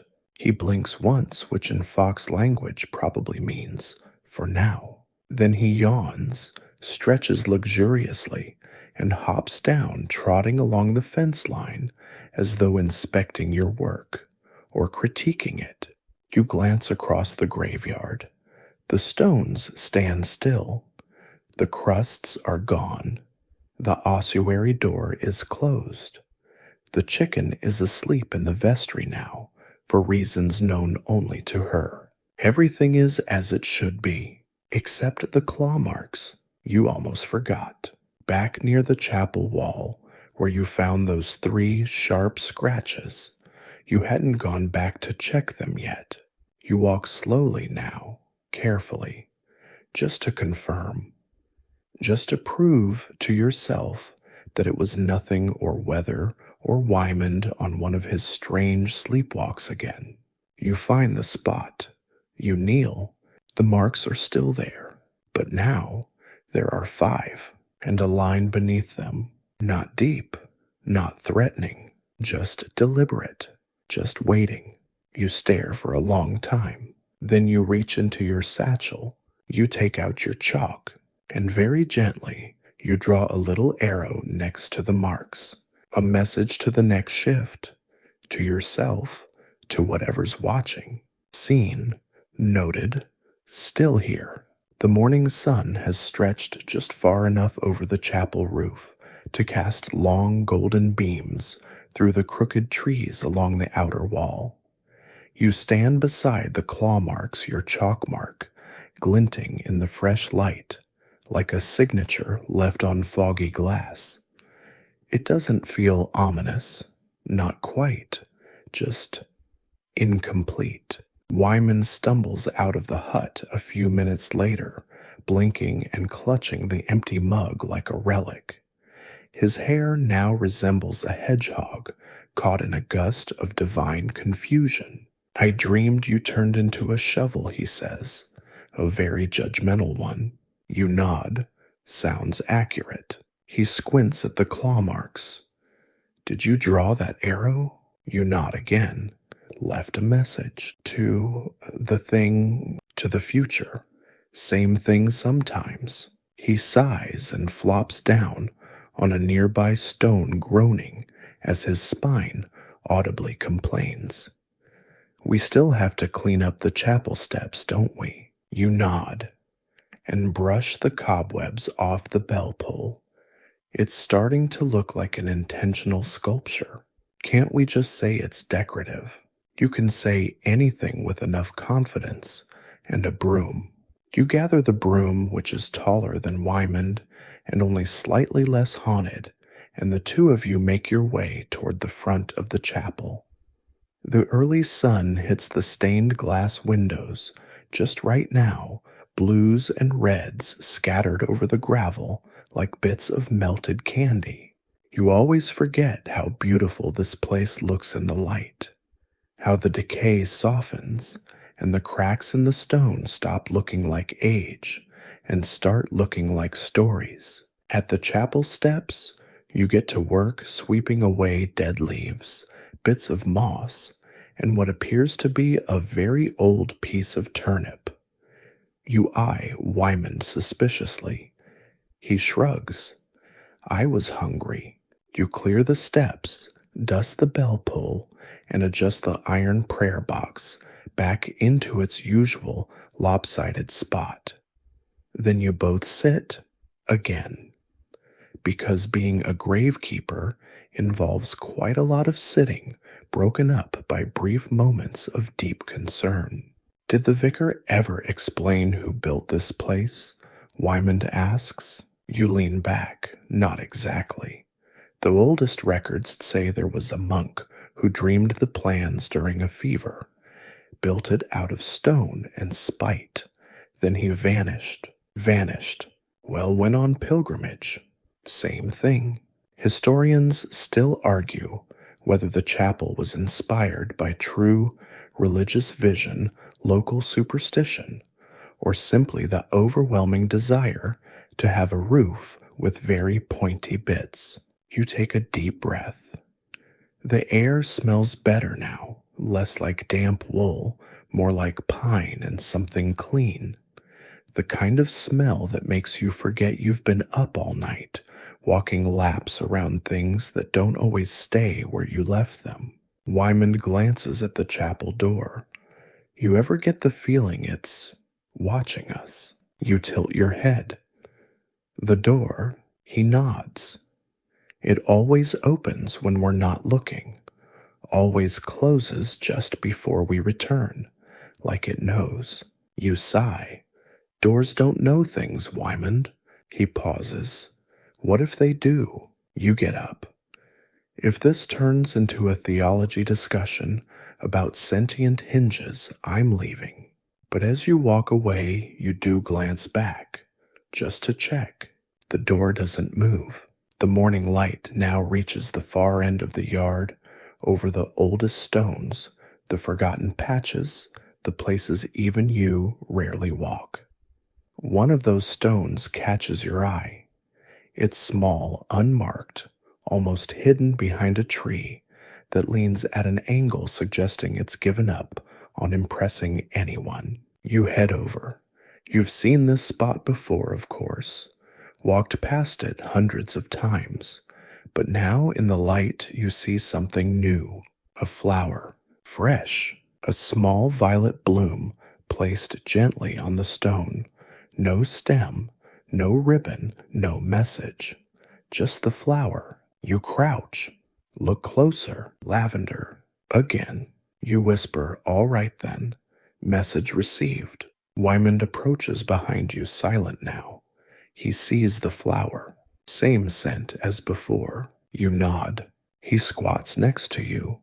Could it be someone from the village? You shake your head. No one grows lavender this time of year, and no one's buried a family member here in decades. This patch, you gesture to the stone, was for travelers, unnamed, unknown, no one left to remember them. Wayman's brow furrows. Then who? You both fall quiet. Eventually he says, maybe it's for them, not for us to figure out. You smile. You're learning. He grins. Does that mean I get promoted? You stand. You get promoted to broom commander. He salutes with great flourish and absolutely no coordination. As you walk back toward the caretaker's hut, Bishop the Fox trails behind at a respectful distance. The chicken appears again now, from under a bench, carrying something shiny in her beak. She drops it at your feet, a tiny coin, barely larger than a thumbnail, so worn you can't make out the details. You stare at it. Wyman stares at her. Is she part of some kind of ghost economy? You sigh and pick up the coin. At this point, I'm not ruling anything out. You thank the chicken. She ignores you and hops onto the bench with the regal detachment of someone who clearly pays no rent. Back inside the hut, you tuck the coin next to the book. You don't open it, not yet, but you leave it there, waiting, watching. The sun is up now. The shift is over. The gates creak in the warming air. And somewhere in the quiet, the chapel door clicks gently, just once. The sun is fully up now, pushing the last of the mist into the hedgerows, like a sleepy shepherd rounding up clouds. The graveyard glistens under a fine dew. Even the stones that usually seem grim and hunched now sparkle with morning light, like weary workers dressed in their Sunday best. Inside the hut, Wyman is trying to cook something suspiciously turnip-shaped on a stick over the fireplace. You pretend not to notice. If it's food, he'll eat it. If it's not food, he'll still eat it. Either way, he's quiet for once, and that's worth the gamble. You take your seat at the table and examine the book again. Still cold, still tied, still radiating a calm, unreadable menace, like a librarian who knows you bent the spine. You turn it gently in your hands, feeling the weight. It's not heavy, but it has presence. The leather is cracked but supple. The frayed cord has been wound neatly, a sailor's knot. You didn't notice that last night. Whoever tied this wanted it to stay closed, but not buried. You glance toward Wymond. If I open this, and it's a confession, a recipe, or a spell, what are the odds we survive until lunch? He shrugs. Depends on the spice level. You slowly begin to untie the cord. It slips away easier than expected. No resistance, no creak, no puff of smoke. Just the sound of cord sliding over leather, like someone exhaling after holding their breath for centuries. You open to the first page. It's blank. Second page, a small illustration. Hand-drawn, a chapel. This chapel. Identical down to the crooked finial on the roof and the way the yew trees lean slightly inward like they're whispering secrets. Below the drawing is a single line of writing. Ink faded but legible. Keep the doors shut. Keep the candles lit. Never feed the stone. You stare. You read it again, then a third time. Woman peeks over your shoulder. That's not normal advice. You nod. No, no, it is not. He frowns. What do you think it means? You sigh. I think someone before us had your level of optimism and left this as a parting gift. You flip through a few more pages. Some are empty. Others contain more drawings, diagrams of headstones with cryptic markings, odd scratch patterns like the ones on the chapel wall, and what looks suspiciously like a sketch of the ossuary chicken crowned with thorns and standing on a pile of bones. You blink. Wymond? Yep. Did you draw this? He leans in. That's her, isn't it? You nod slowly. I'm suddenly very afraid of poultry. You close the book, not in fear, but in the way one closes a conversation that has just revealed more than it meant to. You tuck it back into the satchel. You'll show it to the vicar later. Or not. Depends on his current tolerance for heresy. Outside the chapel, bell rings softly 3 slow chimes. Not the hour. Not a service call. You and Wymond glance at each other. That was Oswin, he says. You both step out into the crisp morning light and head toward the bell tower. The bell is still swaying slightly, though there's no breeze. Oswin stands at its base, holding a basket of eggs and looking deeply, profoundly confused. He squints at the both of you. Did I ring the bell? You frown. I was hoping you'd tell me. He shakes his head. I just got here. Found this basket sitting at the base with a note. You take the note from his hand. It reads, You watched well. You marked the signs. Thank you. Rest today. The handwriting is ancient looping, almost illuminated. The ink glows faintly in the morning sun. Wymond reads over your shoulder. Are we being graded? You stare at the note. Apparently. You glance at the eggs. What kind of thank you involves 6 duck eggs and a single dried fig? Oswin sniffs the basket. A delicious one. You sit on the chapel steps and watch the village begin to wake. Chimney smoke curls into the sky. A cart rattles along the far road. The sound of someone swearing at a goat floats faintly through the air. The world is returning. Wymond slumps beside you and tilts his head back. I think we passed a test last night. You nod. We just don't know what the test was. He considers this. Maybe we're not supposed to.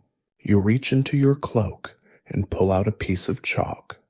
You break it in 2 and hand him half. He frowns. What's this for? You look at the gravestones, the chapel, the sky. For remembering what you see, you draw a simple line on the stone beside you, then another, then a dot. He copies it but backwards. You nod. Close enough. From the roof of the chapel, Bishop watches you both. Tail flicking eyes, half-lidded the undisputed king of the cemetery. You tip your cap to him. He doesn't return the gesture, but the ossuary chicken appears beside him, carrying a second fig. You and Wyman spend the next little while in silence, not the awkward kind, but the kind that wraps around two people who've shared something peculiar and aren't quite ready to say it out loud. The basket of duck eggs and the fig sits between you like a prize you're not sure you earned, or maybe a peace offering from something that doesn't quite operate on the usual wage scale. Wyman nudges the fig. Do we eat it? You stare at it. Do we not eat it? He leans in. What if it's a test? You sigh. We just passed a test. I'm not ready for fig-based exams. Eventually, you leave it as an offering on the chapel step, just in case. The eggs you keep. You're not foolish. Gratitude is important, but so is breakfast. Back inside the hut, you find yourself flipping back through the mysterious book. Pages still cold. Some now seem to contain lines of verse, bad verse, you think. But it's hard to judge in Middle English. One entry catches your eye. The stones will turn when no one sees. The breath will rise without a breeze. Mark with chalk, with hand held low, or else forget which way they go. Women peers over your shoulder. It rhymes. That's worse somehow. Agreed, you mutter, rereading it for a fourth time. So now we have prophetic poetry. Add that to the chicken's resume. You nod slowly. She's having a strong quarter. You snap the book shut and finally pull off your boots.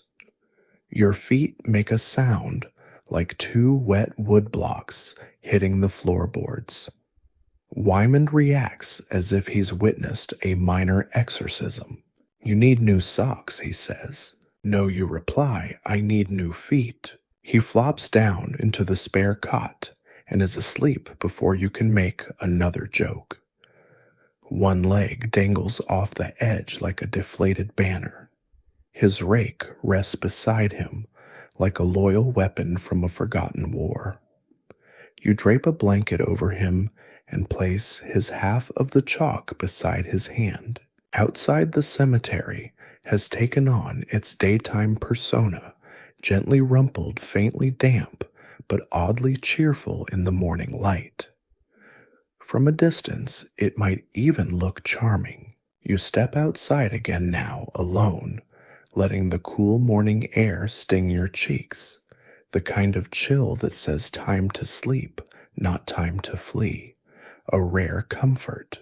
You walk a final loop, not because it's required, but because the place asks it of you. A courtesy lap, a bow at the end of the performance. The stones don't move. The moss sits still.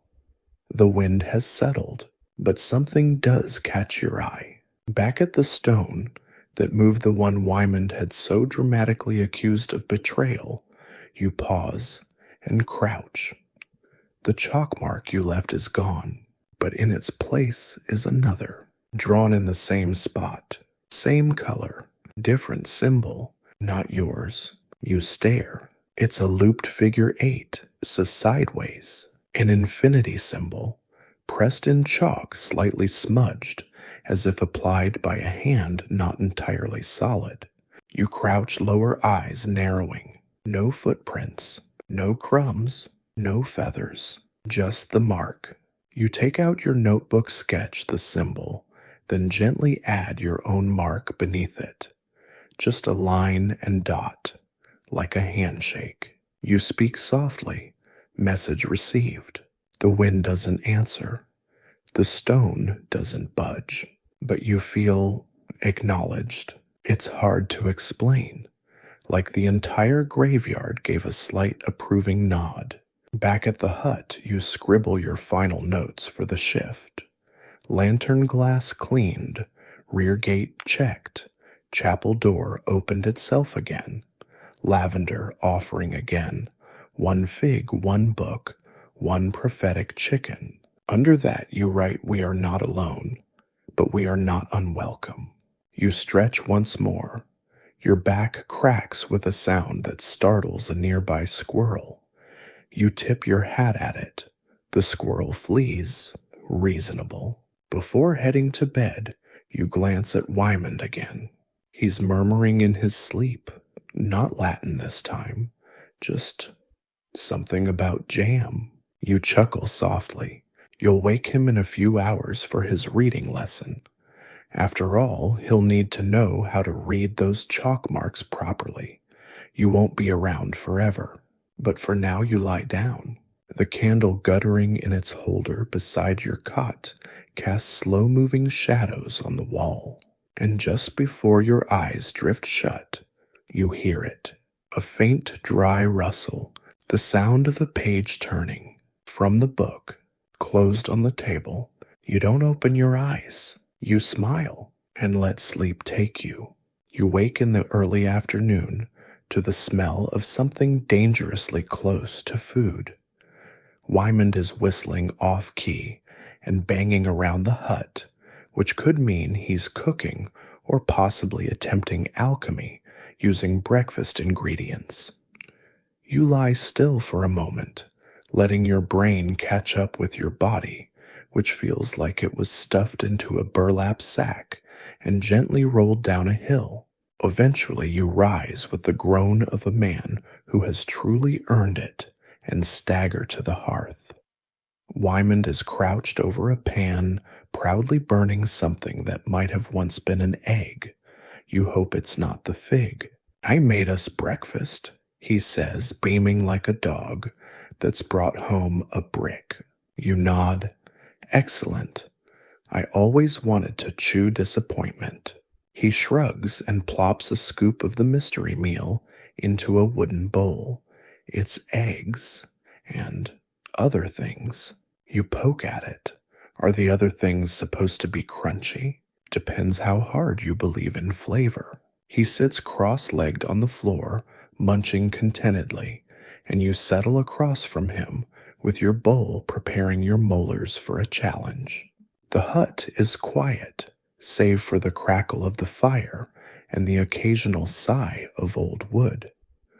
The morning shift is already out in the cemetery, cleaning up the flowers, left by relatives who always manage to place them directly on top of ants' nests. You glance at the satchel. The book still rests inside untouched since sunrise. You've decided not to poke at it again today. It seems satisfied, for now.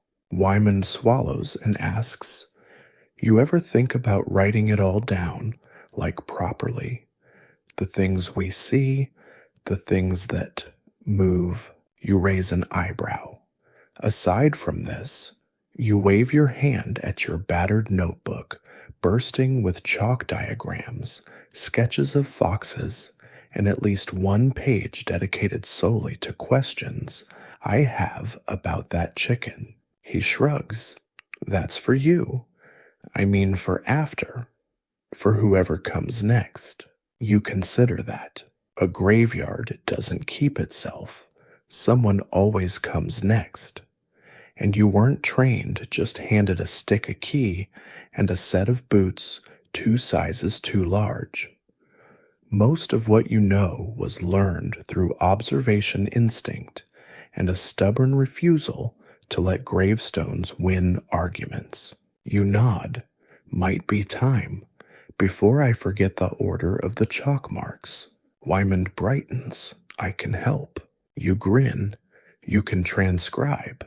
I'll correct your spelling. He starts listing things to include the claw marks, The lavender offering's bishop suspected ghost hunting skills, the 3 times the bell rang without permission, and that one moment last month when he swore the statue of St. Thistlewick winked. You agree to write them all, even the wink. Especially the wink. It's too odd to ignore. Later, you both head outside. The sun is high now, but still soft.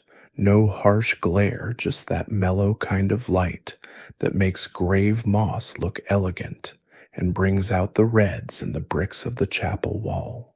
The cemetery is quieter during the day, not because there's less to hear, but because the sounds are so ordinary. Birdsong, distant carts, a dog barking somewhere beyond the hedge. You pass a group of villagers placing flowers by the miller's stone. They nod at you respectfully, but with the practiced speed of people who do not want to talk about anything that might be invisible. You nod back, resisting the urge to warn them not to leave jam on the monument again.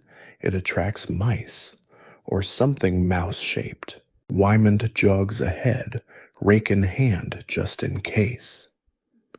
You're not sure in case of what, but he seems determined to patrol the far edge of the grounds, like a knight with slightly lower expectations.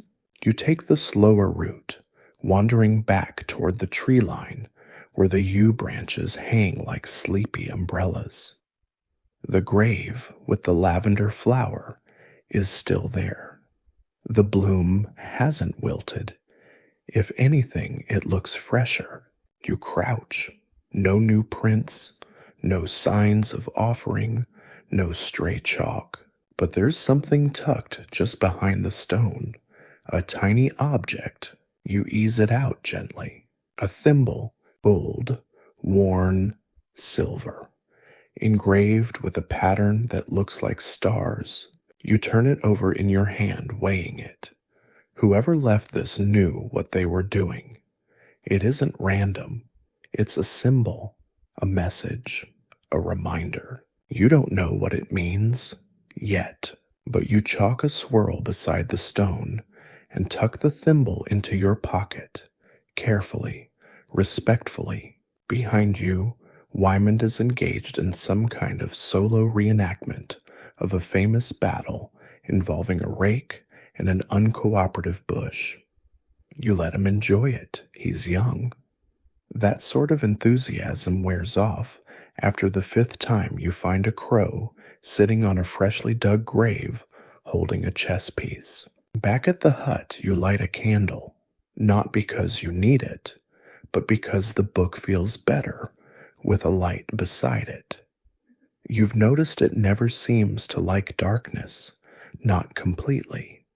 The ink is easier to read in candlelight, even in the daytime. Curious. You sit down and start writing a new notebook. Clean, untouched. You ink the first line carefully, deliberately. What the gravekeeper noticed. You pause. Then underneath, notes for the next pair of boots. Wymond passes behind you, sees the title, and grins. Are we the boots now? You smile until someone else walks in them. He nods and gets back to sweeping the floor with the enthusiasm of a child pretending the broom is an enchanted sword. And so, with the candle burning low, the thimble resting beside your ink pot, and the ossuary chicken settling into her usual nest on the windowsill, you begin to write down the stories you never meant to tell. Not for fame, not for fortune, but because you saw them, and someone else should too. The next few days are by graveyard standards uneventful. No doors swing open, no claw marks multiply. The chapel bell behaves itself, and the weather holds steady, giving you a series of crisp, quiet mornings that feel borrowed from a nicer place. Wymond spends most of his time refining his technique for sweeping around graves without accidentally summoning anything, as he puts it. You let him keep saying it that way. The logic is sound. You meanwhile keep writing. The notebook has grown steadily fatter. Each day you add entries about the chalk marks, the symbols, the odd little moments, the second fig you found on the bishop's tomb, the 2 black feathers stuck in the chapel lock, the fact that Bishop the Fox now appears only when the wind changes direction. Coincidence, perhaps. But you're in the business of noticing, not explaining. Every so often you glance at the book, the one from the base of the burial tree. It still sits on the corner of the desk pages, slightly ajar, watching you like a quiet coworker who's very aware of your lunch habits. You haven't opened it again, not because you're afraid of it, not exactly. It just doesn't feel ready until one morning when it is. You wake before sunrise, no bell, no fox, just the kind of sudden alertness that doesn't come from dreams, but from something older, deeper. Wymond is still asleep, drooling gently into a pillow he insists is stuffed with historical hay. You wrap your cloak, light a candle, and sit at the table. The book is already open, not by your hand, not dramatically, just a quiet nudge of the cover, like a door you hadn't noticed was ajar.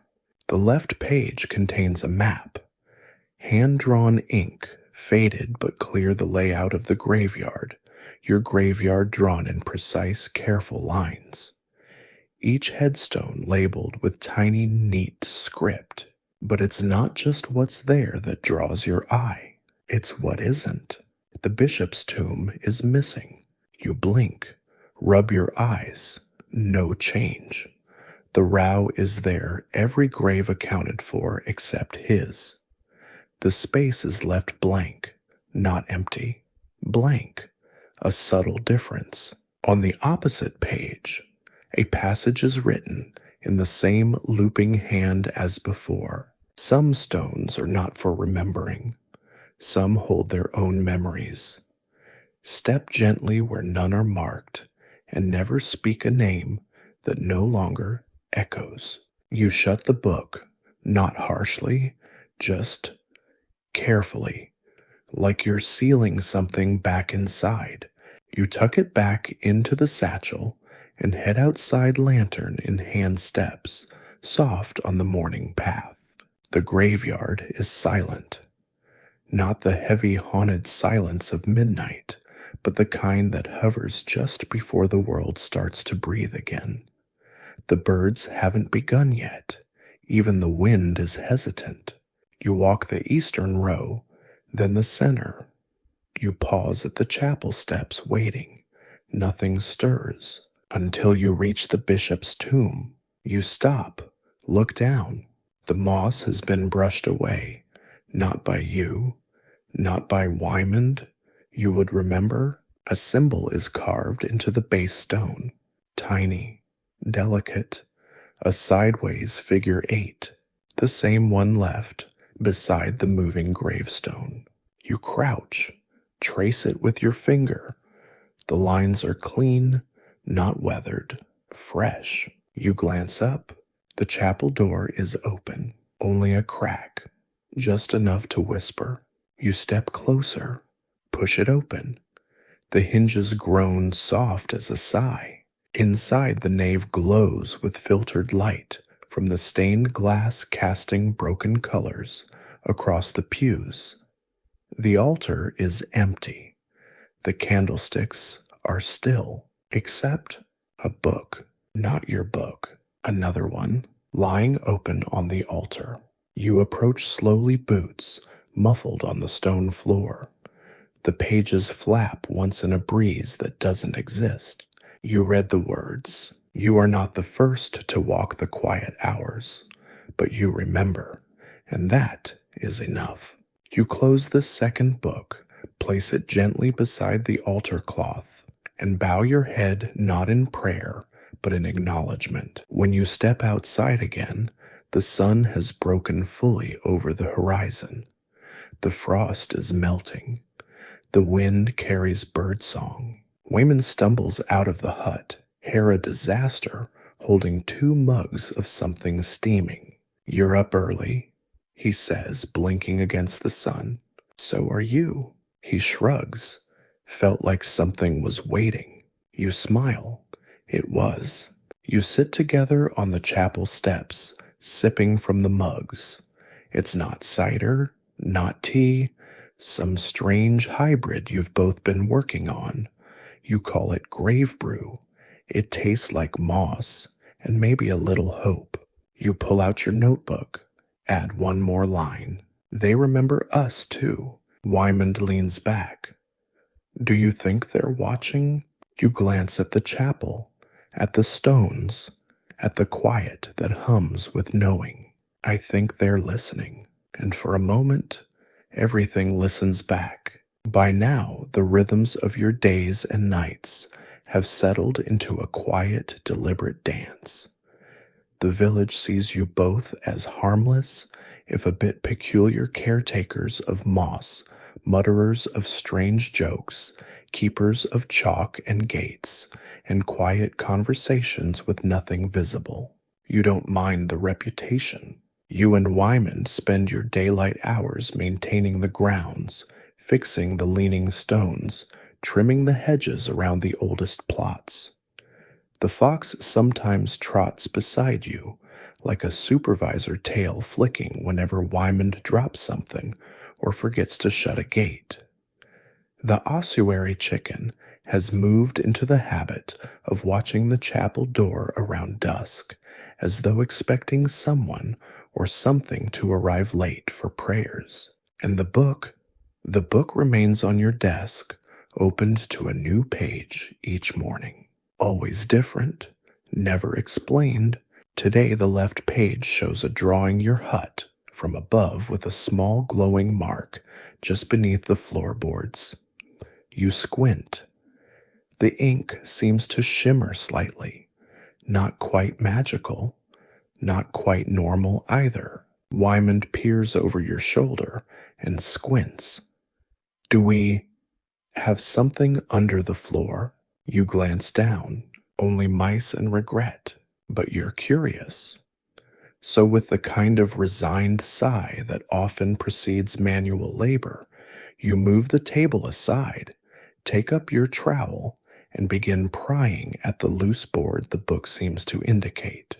Sure enough, beneath the floor is a small stone box, about the size of a loaf of bread, sealed with wax and wrapped in cloth that crumbles slightly when touched. Inside, a folded paper, a key, and a single name written in black ink. Yours, not your full name, just your title, Gravekeeper. Wymond stares at it, then at you. "Are we in a story?" You shake your head. "We're in a shift." The key is old, iron, shaped like a flower on one end, a cross on the other. You don't recognize it, but you do recognize the paper. It was folded with parchment from the same kind used in the mysterious book. You hold it gently, turn it over. No more clues, just the name. And a second message, faint and almost invisible beneath the surface. "When the 5th mark returns, use this." You both pause. The 5th mark. You count in your head the claw marks, the bread trail, the lavender, the chalk loops, and now this. You mark the date in your logbook, then tuck the key away in a pouch beside your knife and spare flint. Not for now, but for when it's time. That evening, Wymond insists on doing the first round alone. To practice, he says, holding his lantern with the confident wobble of someone who has tripped over 3 stones today. You let him go. You watch him walk the path, check the locks, greet the graves with the solemn nod he's adopted as his signature move. You sit outside the hut, sipping tea and listening. It's peaceful, quiet, until you hear humming, not Wymond, not the wind, not the owl who is famously tone deaf. This is soft, old, familiar, a tune you heard once in a dream, or maybe a prayer. You stand following the sound past the garden patch, around the chapel's shadowed edge. There's no one there, but in the grass at the base of St. Thistlewick's statue, a new mark, not chalk, not etched, burned. A small looped spiral slightly smoking. You kneel, touch the edge, still warm. You don't speak. You just nod. Later, Wymond returns proud to report that only 2 foxes stared at me with malicious intent. You praise his bravery and note the new mark in your ledger. It's late, but not quite night. You both sit again at the steps, and then Wymond asks, "When do you know you're the gravekeeper?" Like, actually no. You think for a long moment. It's not when you get the keys, you say. It's not when you're handed the cloak or told the names of the stones. He waits expectantly. It's when the place starts answering back. He considers this, like the doors opening. You nod, like the fox knowing your route, like the chapel lighting itself, like the book only turning its own pages when you need them. He leans back, looking at the stars. And like the chicken, you sigh. The chicken is still a mystery. He grins, and somewhere behind you, the chapel bell rings. Once, twice, then a third time. Neither of you said it. You both look up. The sky is clear. The graves are still, and Bishop stands on the wall again, tail curled around his feet, eyes reflecting the lantern light like polished coins. The bell finishes. No hecho.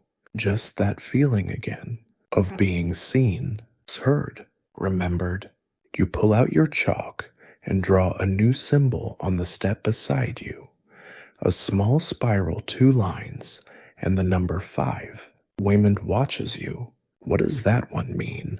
You look at the graveyard, at the chapel, at the sky. Almost. The word almost sticks with you through the next shift. It hums in the back of your mind like a fly in a quiet room.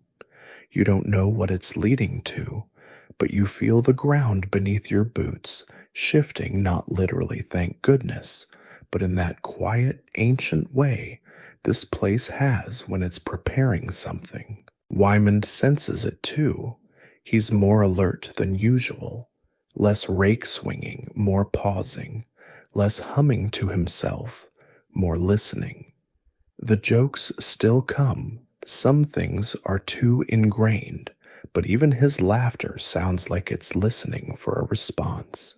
The chapel, meanwhile, seems expectant. You can't explain it. No sounds, no new scratches, no chickens laying prophetic eggs. But the air has changed. Heavier, not darker, just fuller, like it's holding its breath. You both begin your rounds earlier than usual, not out of dread, not fear, just instinct. You pass the baker's crypt, no crumbs. The bishop's tomb, no new marks. The stone that used to shift still. The flower on the traveler's grave has faded, but in its place another gift, a string. Twisted, delicate, left deliberately. You chalk it. 3 spirals. Your code for gift of uncertain intent. You've used it only twice before, once for a ring found balanced on a windowsill, once for a single spoon buried upright in the west fence. You reach the chapel and test the door. Open, of course. You don't speak. Just step inside. The altar is clean, candles unlit, but on the lectern once again the book. Not yours. The book. The one that appears only when something is due. You approach. Wyman stays at the threshold, one hand on the door, the other curled tightly around his lantern.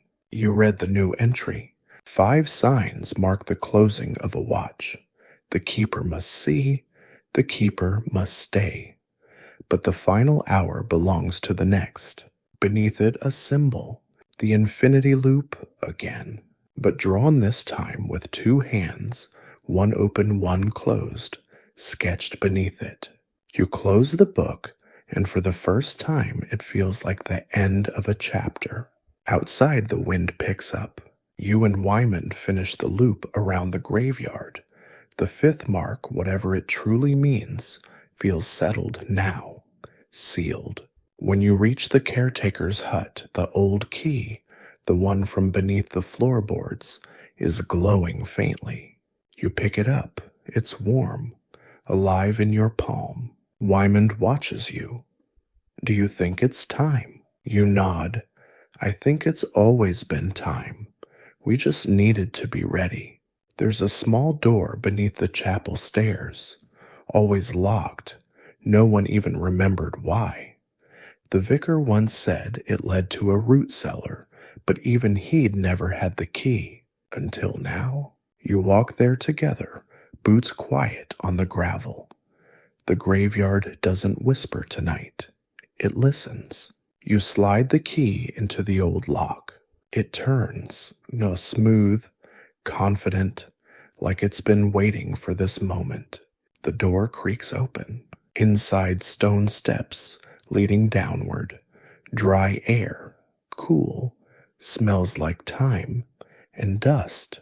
You descend slowly, Wyman at your side, neither of you speaking. At the bottom, a small chamber. No bones, no relics, just shelves lined with books. Not your book.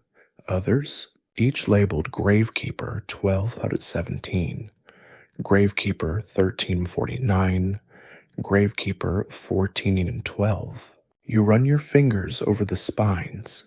Generations. One space is empty, waiting. You reach into your satchel, take out your notebook, place it gently on the shelf, and then the air shifts, the lantern flares, and you feel it, a weight leaving, like something being set down, something being passed on. The room doesn't glow, it doesn't tremble, it just knows. You and Wyman climb back into the morning air. The stars are fading. The wind is soft again. You lock the door behind you. The key cools in your hand. Wyman exhales. So what now? You smile.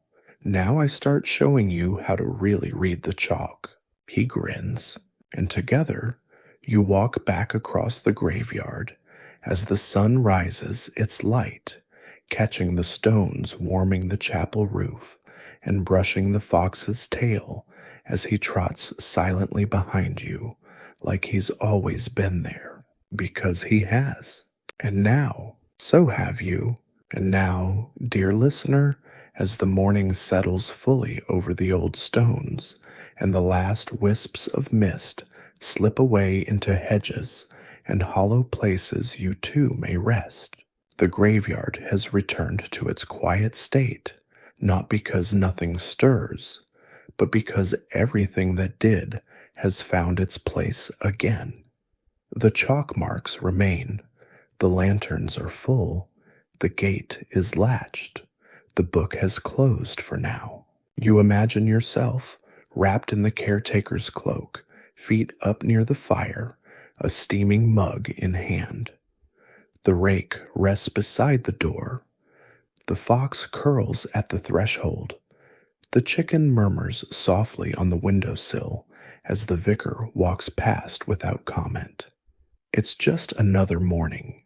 The sky lightens ever so gently into a soft wash of gold and ash blue.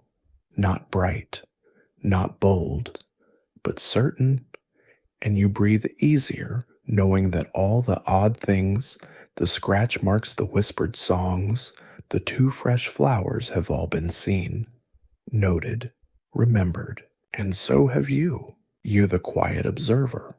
the walker of night paths, the one who pays attention to the things most forget. You kept watch. You marked the signs, and in doing so, you've earned this peace. So now, let your shoulders relax. Let your thoughts drift like morning mist over a sleeping field. The night was long, but you were never alone, and the stories you've carried are tucked safely in the soil.